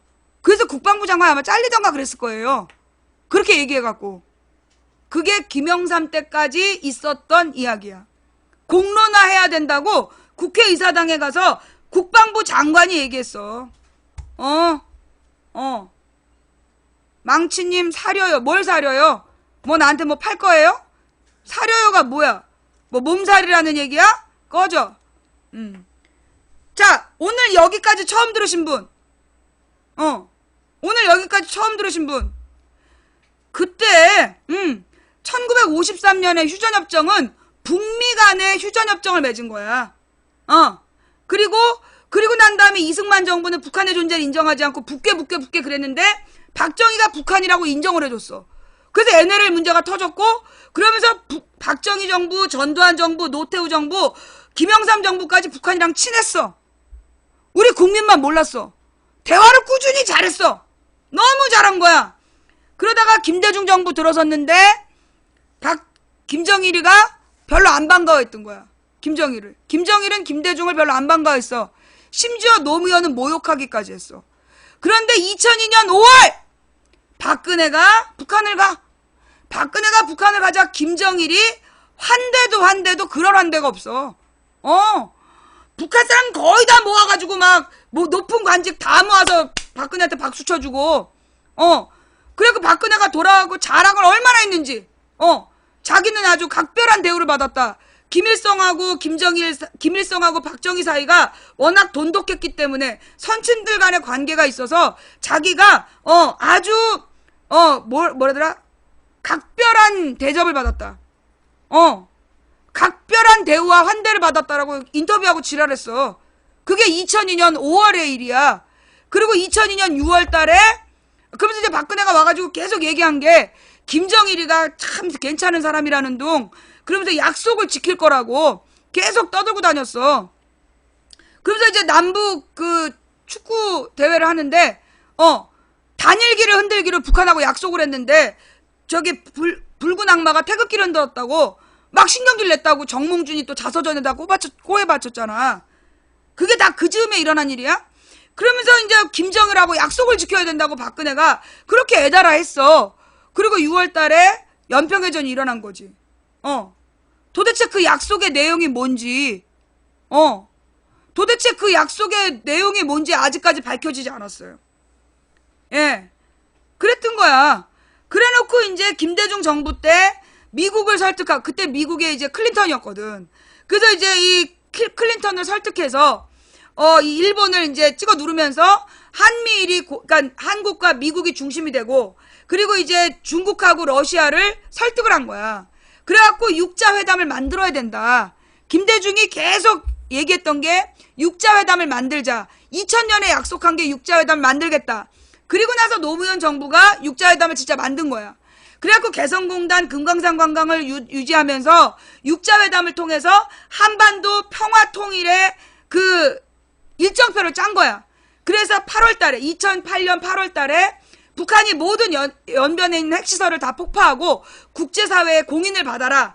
그러면 미국에서 북한의 제재 조치를 풀어주는, 거기까지 다 2007년 10월에 약속을 한 거야. 그게 14선언의 내용이었어.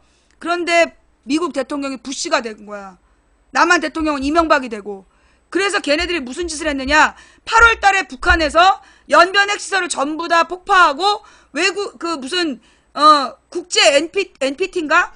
거기 간부들을 불러다가 북한에 핵시설이 없다는 걸 공인을 받았어. 그래서 거기 언론 보도에 그 당시에 북한에 핵시설은 없다라고 공인을 받은 거야. 그랬는데 부시가 그래도 북한은 악의 축이다 그래버린 거야. 2007년 14선언 6자 회담의 결과 나온 그 14선언인데 14선언의 약속대로 북한이 핵시설을 전부 다 없애면서 비핵화를 선언했는데 부시가 그래도 북한은 악의 축이다 이랬어. 테러 지원국이다. 그래갖고 김정일이가 충격 먹고 유일하게 자기네들이 미국을 협박할 무기라고 키워왔던 핵시설을 다 폭파해버렸는데 남한을 믿고 그랬는데 부시랑 이명박이가 뒤통수를 친 거야. 그래갖고 그때 김정일이가 쓰러져. 김정일이가 뇌졸중으로 쓰러지니까 그때 이명박 정부의 국정원에서 그해 8월 달에 김정일 사망설이 돌아. 김정일 사망설. 그래갖고 김정일이 죽었다고 쌩 난리가 났었어. 막 우리나라 조중동 신나가지고 막 미친듯이. 그랬는데 2달인가 석 달 뒤에 김정일이 살아서 나타난 거야. 근데 원래 김정일이 쓰러지기 전에는 등치가 되게 컸어. 제 아버지처럼 등치가 되게 컸는데 쓰러졌다 돌아온 애는 보니까 완전히 닭다리처럼 돼버리는 거야. 삐짝 말라가지고. 그가 북한의 그 침 이런 걸로 고쳤다는 거 아니야. 뇌졸중으로 죽게 생긴 걸. 뇌졸중으로 죽을 만한 사람을 북한에서 살려낸 거야. 그래가지고 이제 막 병든 닭같이 이렇게 하고 나타났어. 그래가지고 다시 한 게 뭐냐? 그때부터 다시 핵무장을 한 거야. 다시 핵무장을 한 거야. 예. 이게 다 역사적으로 있었던 사실이야. 그래서 그해 2008년인가 박왕자 사건이 터지잖아.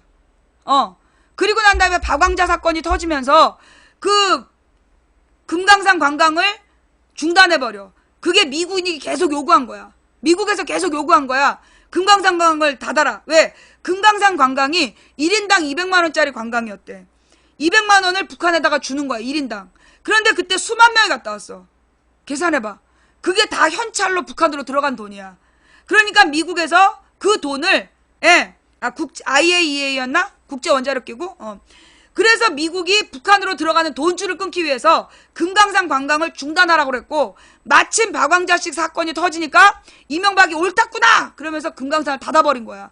그래서 원래는 2개가 평화의 안전망이었는데 하나가 잘린 거야. 그래갖고 그때 이거 위험한 거 아니냐? 이거 남한에다 투자한 돈 다 빼야 되는 거 아니냐? 술렁술렁 됐어. 근데 그때 아직 개성공단 살아있다. 개성공단이 살아있다. 그러니까 걱정하지 마라. 이러면서 살려둔 개성공단, 한반도에 전쟁 위험이 없다라는 사인, 상징이 개성공단이다. 그걸 박근혜가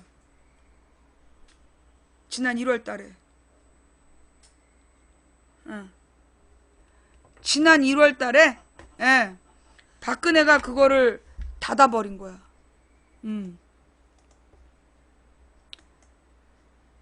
자, 누구 사라져라 이런 사람도 같이 사라집니다. 자, 이거 뭐 첫 번째 질문에서 이어진 두 번째 보충 질문 때문에 얘기가 상당히 많이 진행이 됐죠. 자, 그러면 이제 다시 질문지로 돌아갑니다. 다시 질문지로 돌아가서 얼리고 다음 질문 볼게요. 자, 반미면 어떤가? 이 말이 언제 나왔느냐? 이게 또 중요해요. 노무현 대통령이 대통령이 막 됐을 때가 2002년 12월이었어. 그런데 부시가 2003년부터 이라크 전쟁에다가 남한의 파병을 요구한 거야. 이라크 전쟁을 일으키면서 남한에다가 우리나라에다가 계속 이제 파병을 하라고 요구를 한 거야. 그래갖고 이제 노무현 대통령이 출발하기 전에 지금 미국에 가면 파병 요구를 할 텐데 그때 어떻게 할 거냐 이러면서 기자들이 질문을 한 거야. 그러니까는 이 사람이 반미하면 안 됩니까? 그러면서 반미를 하겠다는 얘기가 아니라 우리는 주권 국가이니 당당하게 우리가 할 수 있는 만큼만 하겠다. 그래서 우리의 주권을 지켜서 우리나라의 대표로서 활동하겠다. 그 말을 하면서 반미면 안 됩니까? 라는 말이 나왔던 거예요. 이거 알아요? 그런데 가보니까 우리나라 외교부에서 우리나라 이 외교부 시벌놈들이 이미 파병을 다 약속해 놓은 거야. 파병을 다 약속해 놓고 노무현한테 도장만 찍으라고 그런 거야. 그래서 노무현 대통령이 파병을 축소하면서 전투병은 절대 안 된다. 마지막까지 전투병은 안 된다. 베트남 전쟁에 이어서 전투병 파병은 끝까지 안 되고 공병만 파견한다. 그러니까 지원부대만 보내지 절대 전투병은 못 보낸다고 마지막까지 버틴 거야. 그래서 우리가 테러 대상이 안 된 거야. 이것도 몰랐지? 이 외교부 이 시벌놈들이 자, 여기서 외교부 얘기가 나왔으니까 다시 한번 이제 외교부에 대한 얘기 설명하고 들어갈게요. 김대중 대통령이 아까 독도 얘기 나왔잖아. 김대중 대통령이 되자마자 일본에서 도장을 찍자는 거야. 그래서 김대중 대통령이 무슨 도장이냐? 그랬더니 김영삼 때 독도의 경제 수역에 대한 약속이 다 돼 있다. 합의가 끝났다. 도장을 찍어라 이런 거야. 그래가지고 김대중 대통령이 그 외교부 장관한테, 그게 아마 윤병세였을 거야. 외교부 실무진한테 절대 도장 찍어주지 말고 다시 재논의하겠다라고 얘기해라. 그리고 보냈어. 근데 이 시발놈이 딱 찍어버린 거 아니야. 김영삼 때 다 어떻게 했냐? 독도 인근이 원래 우리 땅이잖아. 독도가 우리 땅이잖아. 근데 박정희가 독도를 한일 공동 소유로 인정을 해줬고, 그러면서 독도 밀약에, 자, 중요한 얘기. 자, 이것도 메갈 얘기 나왔어. 이거 봐봐. 내가 뭐라 했어요? 아니, 지금 메갈과 아무 관계없는데 여기서 메갈 망해라가 왜 나와? 그러니까 이 메갈리아 논쟁을 일으키는 게 국정원이라니까? 자, 독도 밀약이 뭐였냐면, 찾아봐요. 박정희가 이제 일본에다가 65년도에 한미수교 해주세요, 이런 거야. 한일수교 해달라고 막 빌은 거야. 근데 그때, 그러니까 이승만이 그러니까 정부를 수립하자마자 독도는 우리 땅이라고 선언을 해버리고 일본하고는 국교를 맺지 않았어. 65년까지. 그런데 박정희가 1961년도에 쿠데타를 일으키고 63년부터 추진한 게 일본과의 국교 정상화야. 한마디로 굴욕적인 한일 수교를 하겠다는 거야. 그러면서 일본한테 수교를 해달라고 막 부탁을 하니까 일본에서 독도를 내놔라 이런 거야. 그러니까 이제 김종필이랑 박정희랑 어떡하냐. 일본이 독도를 내달라는데, 그러니까는 김종필이가 그까짓 거 폭파시켜 버립시다. 그런 거야. 그게 독도 폭파설이야. 일본에다가 박정희가 수교를 구걸하면서, 그러면서 일본이 독도를 요구하니까 그 독도를 어떻게 해야 되냐고 논의하는 과정에서 나왔던 게 독도 폭파설이고, 그래도 폭파는 안 했어. 대신 독도에 관한 3가지 비밀 약속을 하는 거야. 일본하고. 독도 밀약. 박근혜가 소녀상 밀약하듯이 박정희는 독도 밀약을 한 거야. 그 내용이 뭐냐? 첫째, 양국은, 한일 양국은 각자 독도가 자기네 땅이라고 우긴다. 그리고 정부 차원에서 맞대결하지 않는다. 일본 정부가 다케시마 지네 땅이라고 그러고 한국의 독도는 우리 땅이라고 할 때 일본 정부가 한국 정부 비난하지 않고 한국 정부가 일본 정부를 비난하지 않는다. 그러면서 나온 게 조용한 외교론이야. 자꾸 떠들면 독도가 국제사법심판소로 가서 그래서 거기서 일본으로 넘어갈 수 있으니까 아무 말 하지 말아야 된다. 정부 차원에서 발언하면 안 된다라는 개소리를 하면서 65년도부터 일본이 독도는 다케시마가 지네 땅이라고 떠드는 걸 박정희가 용인해 준 거야. 그게 첫 번째 항이야. 두 번째, 그럼 독도의 관리는 누가 하냐? 독도의 관리는 한국이 한다. 대신 절대 군인을 배치하지 않고 경찰이 있는다. 경찰이 배치하고 그 다음에 경찰이 지키면서 무슨 건물을 새로 짓는다든가 뭘 변경할 때는 반드시 일본의 허락을 구한다. 독도밀약 2번째 항이야. 독도밀약 3번째가 쳐 죽일 놈 새끼들인데, 독도에다가 경제 EEZ 배타적 경제 수역을 설정할 때는 반드시 공동 수역으로 한다. 박정희가 약속한 거야. 그래서 김영삼 때도 그렇게 합의를 한 거야. 근데 그 도장을 김대중한테 찍게 한 거야. 그래놓고 한나라당이 김대중이 독도 팔았다고 그 지랄을 했던 거야. 자, 요 얘기 여기까지. 제가 잘못 얘기한 거 있나요? 여기 지금 보시면 박정희가 그 독도 지킴이 팔부러뜨린 기사도 나와. 오늘 여기 처음 듣는 얘기 있죠? 우리 이 청년의 질문으로 이 부분에 대해서도 답변해 주세요라는 지금 밑에 질문지 보이시죠? 요 질문 때문에 우리가 그동안 모르고 지나갔던 이야기들을 쭉 하게 되는 거예요. 대단하죠? 고마워요. 내가 그랬잖아. 오늘 방송 끝나고 나면 이 질문한 친구가 영웅이 될 거라고. 고마워요. 우리한테는 영웅이 됐는데 아마 윗사람들한테 많이 혼날 거예요. 자, 계속 같이 한번 세 번째 질문. 또 얼리고. 자, 어때요? 지금 모르는 얘기 많이 나왔다. 오늘 이 얘기 처음 듣는다, 손. 이제까지 이런 얘기 모르고 있었는데, 오늘 이 얘기 처음 듣는다, 손. 저런. 아우, 이 청년 진짜 애썼네. 이거 봐. 이 청년이 이 질문을 안 했으면 이런 얘기를 우리가 할 수가 없었잖아. 그지? 아우, 어디서 이렇게 이쁜 청년이 질문을 한 거야. 그지? 아유, 이거 몰랐던 얘기 아니야. 자, 다음 질문으로 넘어갈게요, 이제. 자, 얼리고. 이 내용, 자, 근데, 노무현 평상시, 김대중 노무현의 민주주의 의식과 평화통일 노력을 믿었다라는 사람들, 이 내용을 몰랐다면, 여러분이 이렇게 모르고 지지했으니까, 그놈들이 개소리로 묻지마 지지하라고 그럴 때 따라다닌 거예요. 오늘 이 내용을 여러분은 다 외우고 있어야 돼요. 오늘 여러분들은 이 내용을 다 알고 있어야 돼요. 외우고 있어야 돼요. 다음 질문 넘어갈게요. 얼리고. 세 번째, 북한이 달라는 대로 다 줘도 남는 장사다. 이 말이 뭐냐? 개성공단하고 이제 금강산 관광을 개발할 때, 그때 북한이, 그러니까 그 전에 무슨 일이 있었냐면 90년대 초반에 92년인가에 북한에 엄청난 그 홍수인가 뭔가 가뭄과 홍수가 연이었어. 그 왜 그랬냐면 북한이 너무 가난하니까 이 산에 있는 나무를 북한 사람들이 죄 갖다가 베껴 먹은 거야.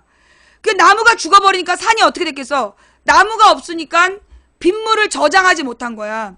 여러분 그거 알죠? 산에 비가 오면 그 빗물이 이렇게 흙 속에서 다 지하수로 빠져나가는 게 아니라 지표면에 있는 나무의 뿌리들이 그 물을 머금고 있는 거야. 그래서 그게 담수 효과거든. 숲의 담수 효과. 그런데 나무를 전부 다 캐다 먹어버린 거야. 그 가뭄이 들어가지고 나무를 죄 긁어다 먹어버리니까 나중에 홍수가 났는데 이 나무가 또 비가 많이 왔을 때 이 빗물을 또 이 뿌리가 물고 있으면 다 흡수하고 있으면 밑으로 갑자기 낮은 지역으로 가서 홍수가 나는 게 드물어요. 홍수를 줄일 수 있는 거야. 그래서 숲이 가뭄과 홍수 대비책인 거야.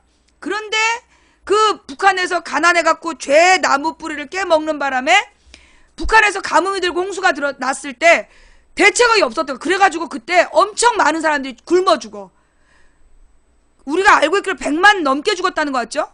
정확한 숫자는 모르겠는데 그때 거의 100만 명 가까운 숫자가 굶어 죽어. 북한이. 그래갖고 이제 북한이 국제사회에 도움을 요청하는 거야. 300만. 그래가지고 법륜스님이 그때 뜬 거야. 북한에 굶어 죽는 애들한테 밥 먹여줘야 된다고. 그래서 뜬 게 그게 법륜이었어. 그리고 그때 많은 무슨 박근혜가 했던 단체, 박근혜가 운영했던 단체도 북한에 지원금 주러 갔던 단체였어. 그게 다 그랬던 거야. 그래서 이제 막 전 세계에서 북한에다가 돈을 준 거야. 먹고 살으라고. 그래서 그때 이제 이 노무현 대통령이 우리도 이 북한이 자생적으로 살아날 수 있도록 해줘야 된다. 자, 여기서 중요한 건 뭐냐면 김대중 대통령의 통일 방안이야. 김대중 대통령의 통일 방안이 뭐냐면 첫째, 정치가 아니라 경제로 가야 된다. 정치적으로 막 뭘 대화하려고 하지 말고 경제 협력으로 가야 된다. 남북의 평화는. 둘째, 정부가 주도하지 않고 민간이 주도해야 된다. 셋째, 평화적인 방법으로 자율적으로 해야 된다. 그 세 가지가 김대중 정부의 맞죠? 세 번째 거 확인 좀 해줄래요? 분명한 건 정치가 아니라 경제로 가야 된다. 정부가 아니라 민간 차원에서 해야 된다. 그 다음에 뭐뭐가 아니라 뭐뭐인데 세 번째 거 까먹었다. 그래서 이제 민간 차원의 경제협력을 중심으로 한 그 통일 바탕을 만들기로 한 거야. 김대중 대통령이. 그걸 방향으로 제시했고 그 김대중의 햇빛 정책을 받아들인 게 노무현이라서 그 노무현이 그 노무현 대통령이 불가능한 통일안이네. 그래요. 미안해. 들어올 때 그 수준 검사가 안 돼. 그래서 이제 그 햇볕 정책을 이어받은 노무현 대통령이 그에 맞게 그 개성공단하고 금강산 관광을 추진하려고 하니까 그때 우리가 왜 우리만 퍼주냐. 그때 이제 남한의 이 조중동이 노무현을 공격하면서 왜 우리만 퍼주냐. 북한에서 받는 거 없이 왜 우리만 퍼주냐 이런 거야. 그래서 그때 나온 말이 북한이 달라는 대로 다 줘도 남는 장사다. 왜 남는 장사냐 하면 우리가 한반도는 무역에 의존하는 국가다. 그런데 한반도에 다른 나라들이 대자본으로 들어오지 못하는 유일한 이유가 뭐냐? 전쟁 위험 때문이다. 언제 북한에 미친 또라이들이 전쟁을 일으킬지 모르니까 자본을 대대적으로 투입하지 않는다. 그러니 우리가 이 개성공단하고 금강산 관광을 하게 되면 이건 전쟁이 일어나지 않는다는 국제사회에 사인을 보내는 거다. 그러면 외부에서 투자를 많이 할 거다. 그러니까 우리가 북한에서 달라는 대로 다 줘도 우리나라에는 남는 장사다! 라고 얘기했고, 그래서 노무현 대통령 때 국제사회가 우리나라에 투자를 했고 우리나라가 무역 규모 11위로 올라가는 거야. 요 얘기도 몰랐지? 응? 요 얘기도 몰랐지? 그렇게 된 거야. 북한에서 달라는 대로 다 줘도 남는 장사다라는 말에 배경이 그 얘기였던 거야.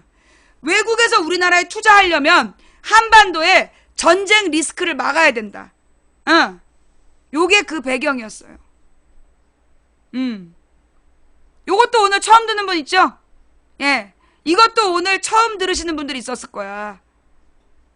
예. 저것도 저 글만 보면 너무 그 속뜻을 알면 그런 거구나. 사실 이렇게 딱 잘라가지고 막 얘기하면 노무현이 천하에 쳐죽일 놈이잖아. 근데 알고 보면 배경이 이런 배경이었어. 이런 것도 모르고 덩달아 욕했던 님들 있죠? 예. 그 시인과 소녀님 이어폰이 채팅 중이에요. 예. 이런 내용도 모르면서 덩달아서 김대중 노무현 빨갱이라 욕했던 사람들 부끄럽죠? 예. 자, 그러면 다음 질문으로 넘어갈게요. 네 번째. 국가보안법이 있으면 남북 대화가 불가능하다. 이게 무슨 말이냐? 박근혜가 2002년도에 김대중 정부에다가 공식적으로 허락도 안 받고 김정일을 만나러 갔어. 출국할 때 기자들이 김정일 위원장과 면담이 약속되어 있습니까? 그런 거 없다. 그리고 갔어. 가서 김정일이 중간에 부르니까 냉큼 가서 만난 거야. 그리고 돌아와서 김정일을 찬양하는 책을 쓰고 인터뷰를 했어. 국가보안법상 박근혜는 종신형에 처해져야 돼. 그런데 김대중도 노무현도 박근혜를 비난하지 않았어. 왜? 남북 간에 대화하는데 애썼다라고 허락해주고 고발하지 않아준 거야. 이 말은 박근혜를 구하려고. 국가보안법이 남아있으면 박근혜는 종신형무를 살아야 되니까.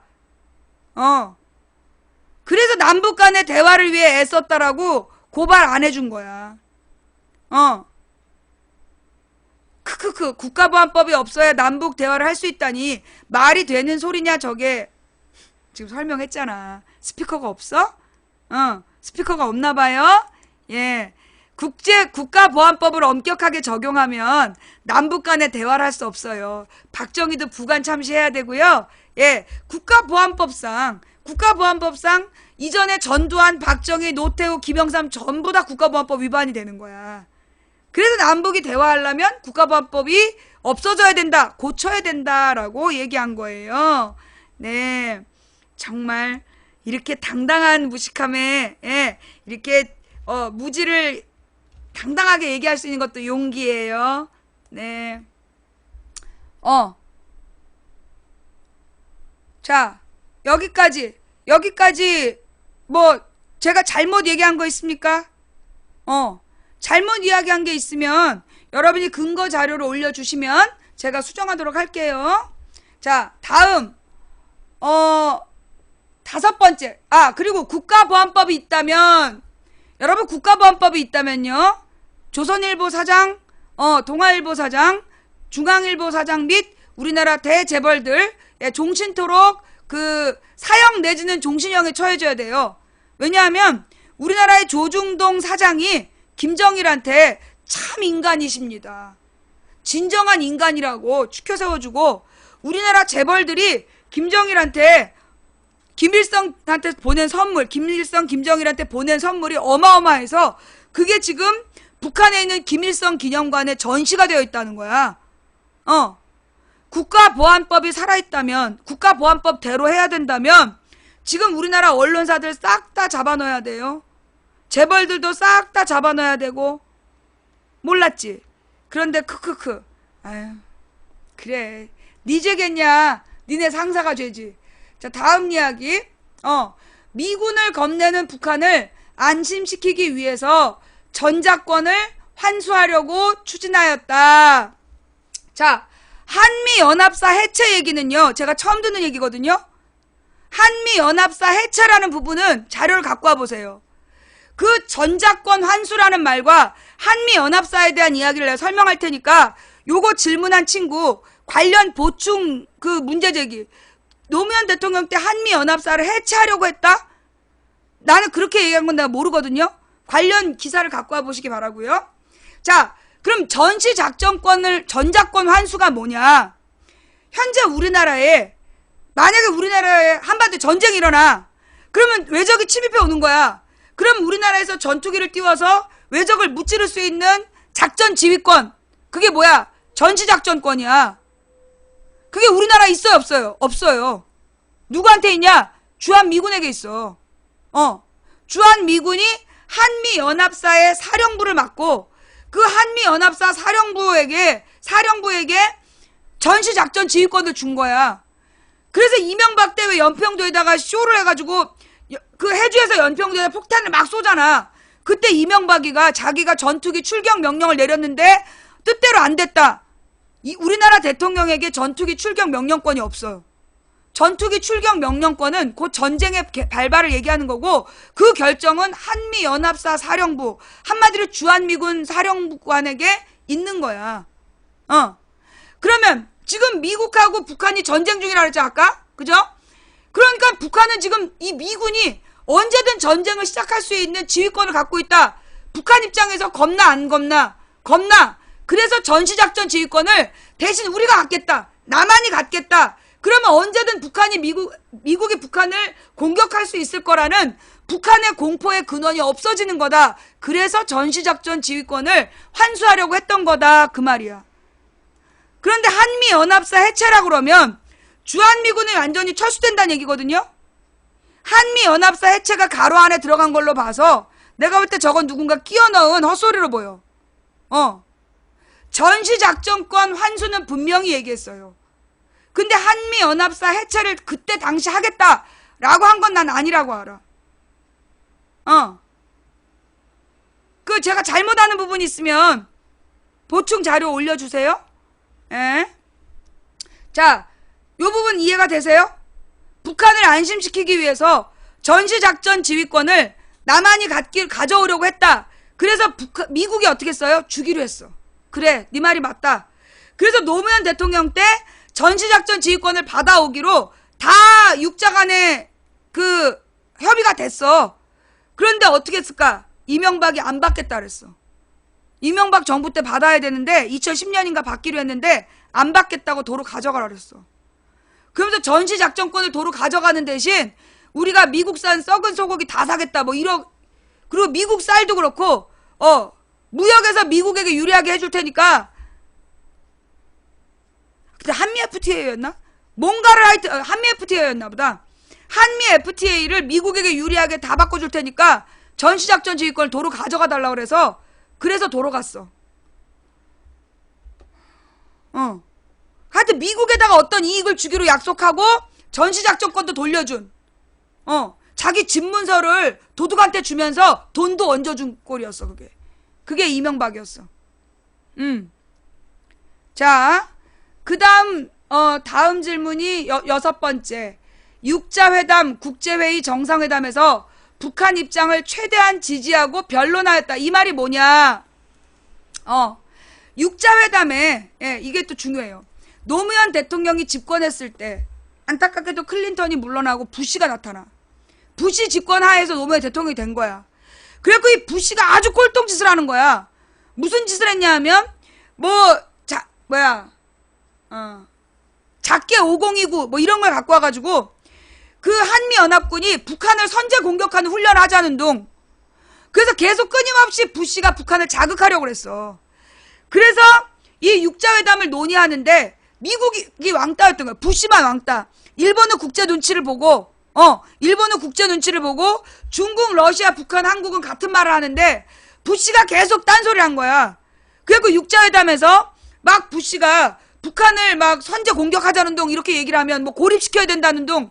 그러면 부시를 설득하고 그러면 안 된다. 그 옛날에 김일성이 죽으면 북한이 무너진다 그랬다. 김일성이 93년 죽었다. 북한 안 무너졌다. 김정일이 죽으면 북한이 무너질 거라고 생각한다. 그런데 지금도 어때요? 김정일이 죽어도 안 무너졌죠. 이 북한이란 체제는 아주 묘한 체제야. 세계 유일한 어려울수록 똘똘 뭉치는 괴상한 집단이야. 그러다 보니까 이렇게 계속 북한을 고립시키고 제재를 가하고 괴롭힌다고 해서 북한이 말 듣지 않는다. 그러니 햇볕 정책을 해야 된다. 경제협력, 교류와 민간 간의 교류, 경제협력, 민간이 주도하는 민간교류 경제협력을 해서 북한의 문을 열어야 된다. 그 얘기한 거예요.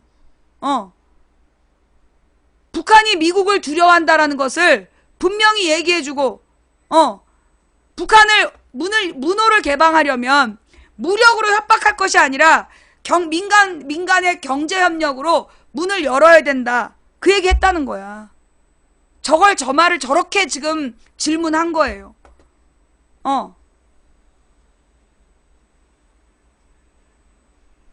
맞는 말 한 거야. 자, 그 다음. 됐죠? 여기까지도 못 알아들었지? 근데 이런 말 하면 그립네요. 그래 놓고 까먹잖아. 그립네요. 그러고 까먹지 말고 저 말의 말뜻을 알아두고 잡놈들이 와서 헛소리 할 때 논리적으로 관련 설명을 하시란 말이에요. 예. 자, 다음 7번째 질문으로 넘어갈게요. 한국에서도 공산당이 허용될 때라야 비로소 완전한 민주주의라고 볼 수 있다. 이 말은 노무현이 말한 게 아니야. 아니, 이 말을 노무현이 하긴 했어. 근데 이 말을 맨 처음에 한 사람이 누구야? 그게 서양의 철학자야. 이게 그 냉전 시대였던가? 그죠? 냉전 시대였던가? 그때 미국에서 나온, 미국 아니면 영국이야. 미국인가 영국의 어떤 정치인이 진정한 민주주의라면 공산당의 존재를 인정할 수 있어야 된다. 예. 공산당이 허용될 때 그게 진정한 민주주의다. 그 말이 미국과 영국의 철학자들이 한 말이야. 정치 철학자들이. 무슨 얘기냐? 민주주의라는 건 사상의 자유, 사상의 자유를 인정한다라는 뜻이기 때문에 자본주의 시장경제 국가에서도 공산당의 존재를 인정해 줄 수 있을 때, 그 공산당을 그냥 존재하게 해줄 때 그게 진정한 민주주의 국가다. 그게 미국하고 영국에서 나온 말이야. 그래서 미국에도 영국에도 공산당이 있다는 거. 그 얘기한 거예요. 미국이랑 영국에도 공산당이 있어요. 예. 나는 미국에서 공산당이 없어진 줄 알았는데 공산당이 남아있대. 그런데 진정한 저 말은 무슨 뜻이냐 하면 공산당이 있으면 뭐하냐. 시장경제가 우월하기 때문에 공산당 당원 가입이 별로 안 된다. 한마디로 공산당의 논리는 죽었다. 그러니 공산당이 있어봤자 이 대중에게 미치는 영향이 적다. 그러니 공산당을 두려워하지 마라. 그 말이에요. 저 말은 민주주의에 대한 자신감을 표현한 말이야.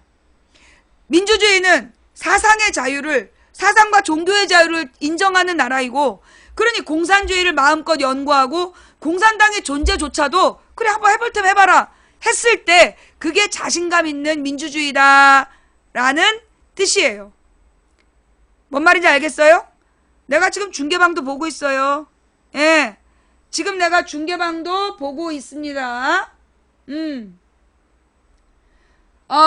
일본에도 공산당이 있고요. 미국에도 공산당이 있어요. 공산당은 없을걸요? 공산당이 공식적으로 없는 나라가 저기 OECD 국가 중에서 몇 개 안 돼요. 예. OECD 국가 중에서, 예. 아니에요. 아니란 생각이에요. 여러분, 미국에도, 영국에도, 일본에도 공산당이 있지만, 공산당은 아무 영향력을 끼치지 못하고 있어요. 그리고 미국이나 영국이나 일본은, 공산당을 두려워하지 않아요. 오로지 우리나라만 공산당이라면 펄펄 뛰고 두려움에 벌벌 떨고 있는 거예요. 왜? 공산당을 가상의 적으로 삼아두고 끊임없이 공산당에 대한 공포를 팔아야, 예, 끊임없이 공산당에 대한 공포를 팔아야 집권할 수 있는 정당이 박근혜 이명박 정당이기 때문에. 그래서 공산당이, 공산당에 대해서 아니란 생각이다. 아니, 여러분 생각을 해봐. 아니, 사이비 종교도 아니고 모든 걸 똑같이 일하고 똑같이 나눠 갖는다. 그게 공산주의 아니야. 그게 공산주의 망했어. 망한 공산주의 정당을 하겠다는 애들이 정당을 만들어봤자 지금 정의당보다 표 많이 얻겠냐고. 지금 정의당보다도 표를 못 얻는다고. 그냥 공산당이라면 벌벌벌벌벌 떨고 있는 사람들. 그래서 저 말은요, 노무현이 맨 처음에 한 말이 아니라 민주주의 국가의 사상의 자유를 표현할 때 쓰는 말이야, 저게. 그거 좀 찾아봐봐. 그게 저 유명한 사람이 한 말이야. 민주주의 국가에서는 공산당의 존재를 용인할 수 있을 때 그게 진정한 민주주의다. 그 말을 맨 처음에 한 사람이 누군지 찾아봐. 예. 그게 유명한 서양 철학자가 한 말이야. 공산당은 개인 재산을 인정하지 않고 국가가 재산을, 그쵸? 예. 그 재산을 국유화하는 거죠. 사유재산을 인정하지 않고, 예. 그러니까 공산주의가 그럼 뭐냐? 공산주의라는 것도 우리가 바로 알아야 돼요. 공산주의라는 게 뭐냐면, 개인의 사유재산을 부정해. 사유재산을 부정하고 모든 물질을 공동으로 소유하는 거야. 공동으로 소유하면서 공동으로 생산하고 공동으로 분배하는 경제체제, 그게 공산주의예요. 그런데 이 공산주의가 어떤 문제가 있었느냐 하면 실제로 이 공산주의가 다 같이 이건 내가 열심히 할 필요가 없어. 왜? 내가 안 해도 옆에서 알아서 하겠지. 그러니까 이제 공산주의의 집단 농장 이런 게 있었어. 집단 농장이라든가 뭐 공장에서도 집단 노동을 하는데 그 집단 노동을 해서 성과를 내는 거야. 근데 이 사람들이 하나하나 열심히 일하냐? 안 해. 왜? 내가 열심히 해봤자 돌아오는 반대 급부가 없는 거야. 그러니까 형식적으로 출근하고 형식적으로 돌아오고 열심히 일하지 않는 거야. 생각이 없이 일하는 거야. 그래서 공산주의가 망하는 거야.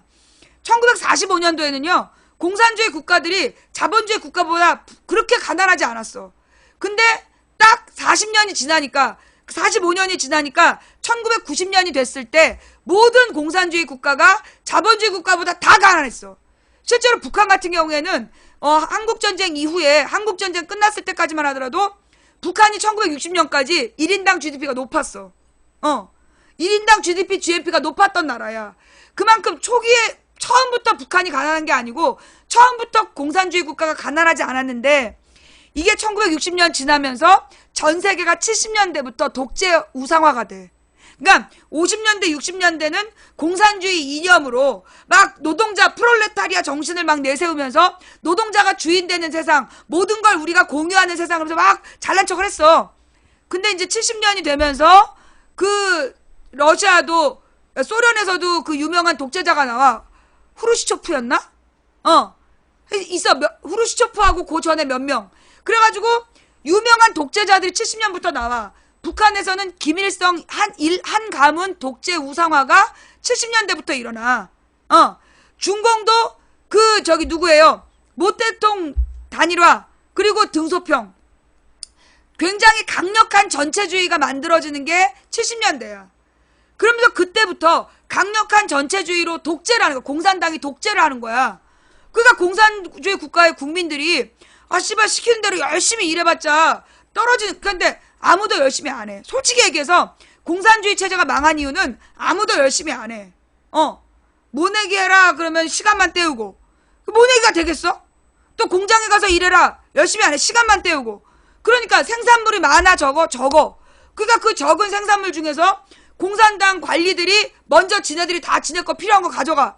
그리고 남은 걸로 국민한테 똑같이 나눠주니까 옥수수 450g. 이런 거야. 그러니까 공산주의가 망한 거지. 그러니까 공산주의가 망한 이유는 첫째, 그 사유재산을 인정하지 않고 그리고 그러면서도 공산당 간부들은 평등하지 않았어. 원래 평등하다고 얘기해놓고 브레즈네프는 아니에요. 후르시초프 그 전에 한 사람이 있어. 예. 마르크스 레닌 다음에 혹시 몰라? 있어. 소련의 스탈린. 스탈린 후르시초프. 예. 스탈린하고 후르시초프가 독재자였어. 그리고 고르바초프, 브레즈네프 이런 사람들은 독재자가 아니었어.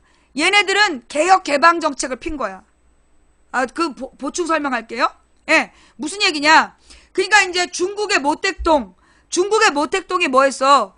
그 문화혁명이란 이름으로 다른 사상을 주장하면 전부 다 죽여버리거나 쫓아버리고 유배해버리고 그랬잖아. 그게 모택동의 독재였고, 그 다음에 그래서 그 뒤에 나온 등소평이 흑묘 백묘 이론을 내세워요. 그래갖고 이 등소평이 7, 80년대를 지배하면서 그 유연한 경제정책을 피는 거야. 그래서 중국의 서부 지역, 지금의 칭다오 이런 데다가 칭다오나 상해를 개혁 개방 도시로 만드는 거야. 그래서 거기 경제 개발을 한 거야. 그래갖고 그걸 동쪽으로 전파시킨다. 그게 이제 등소평의 흑묘 백묘론으로 개혁 개방 정책을 폈고, 그때 브레즈네프랑 고르바초프 이런 사람들이 그때 페레스트로이카 또 하나가 있는데 페레스트로이카하고 하여튼 그 개혁 개방 정책 두 가지가 있어. 아는 사람. 페레스트로이카 말고 또 하나. 고르바초프하고 브레즈네프가 주장했던 그게 페레스트로이카, 글라스노스트. 역시 천재들이야. 글라스노스트, 페레스트로이카. 그게 그 개혁 개방 정책이야. 등소평 정책이랑 똑같은 거. 야, 이 천재들이에요. 그래서 페레스트로이카, 글라스노스트 정책을 통해서 소련도 80년대 개혁 개방을 하고 중국도 등소평의 개혁 개방을 한 거야. 그럼에도 불구하고 못 따라간 거야. 예. 그럼에도 불구하고 못 따라갔어. 자본주의 국가를. 그래서 공산주의를 포기하는 게 90년이야. 그래서 공산주의를 포기하는 게 1990년이고, 그래서 전 세계적으로 공산주의는 실패한 이론이야. 왜? 이 공산주의라는 건 개인의 뭐가 없어. 개인이 열심히 노력해야 될 그 동기부여를 못하는 거야. 그래서 생산성이 떨어지는 거야. 그러니까 사회적인 생산량이 줄어드니까 다 같이 가난해져 버린, 그게 공산주의의 문제점이었던 거야. 그래서 지금 전 세계가 어떤 답을 찾았느냐 하면, 공산주의 국가나 그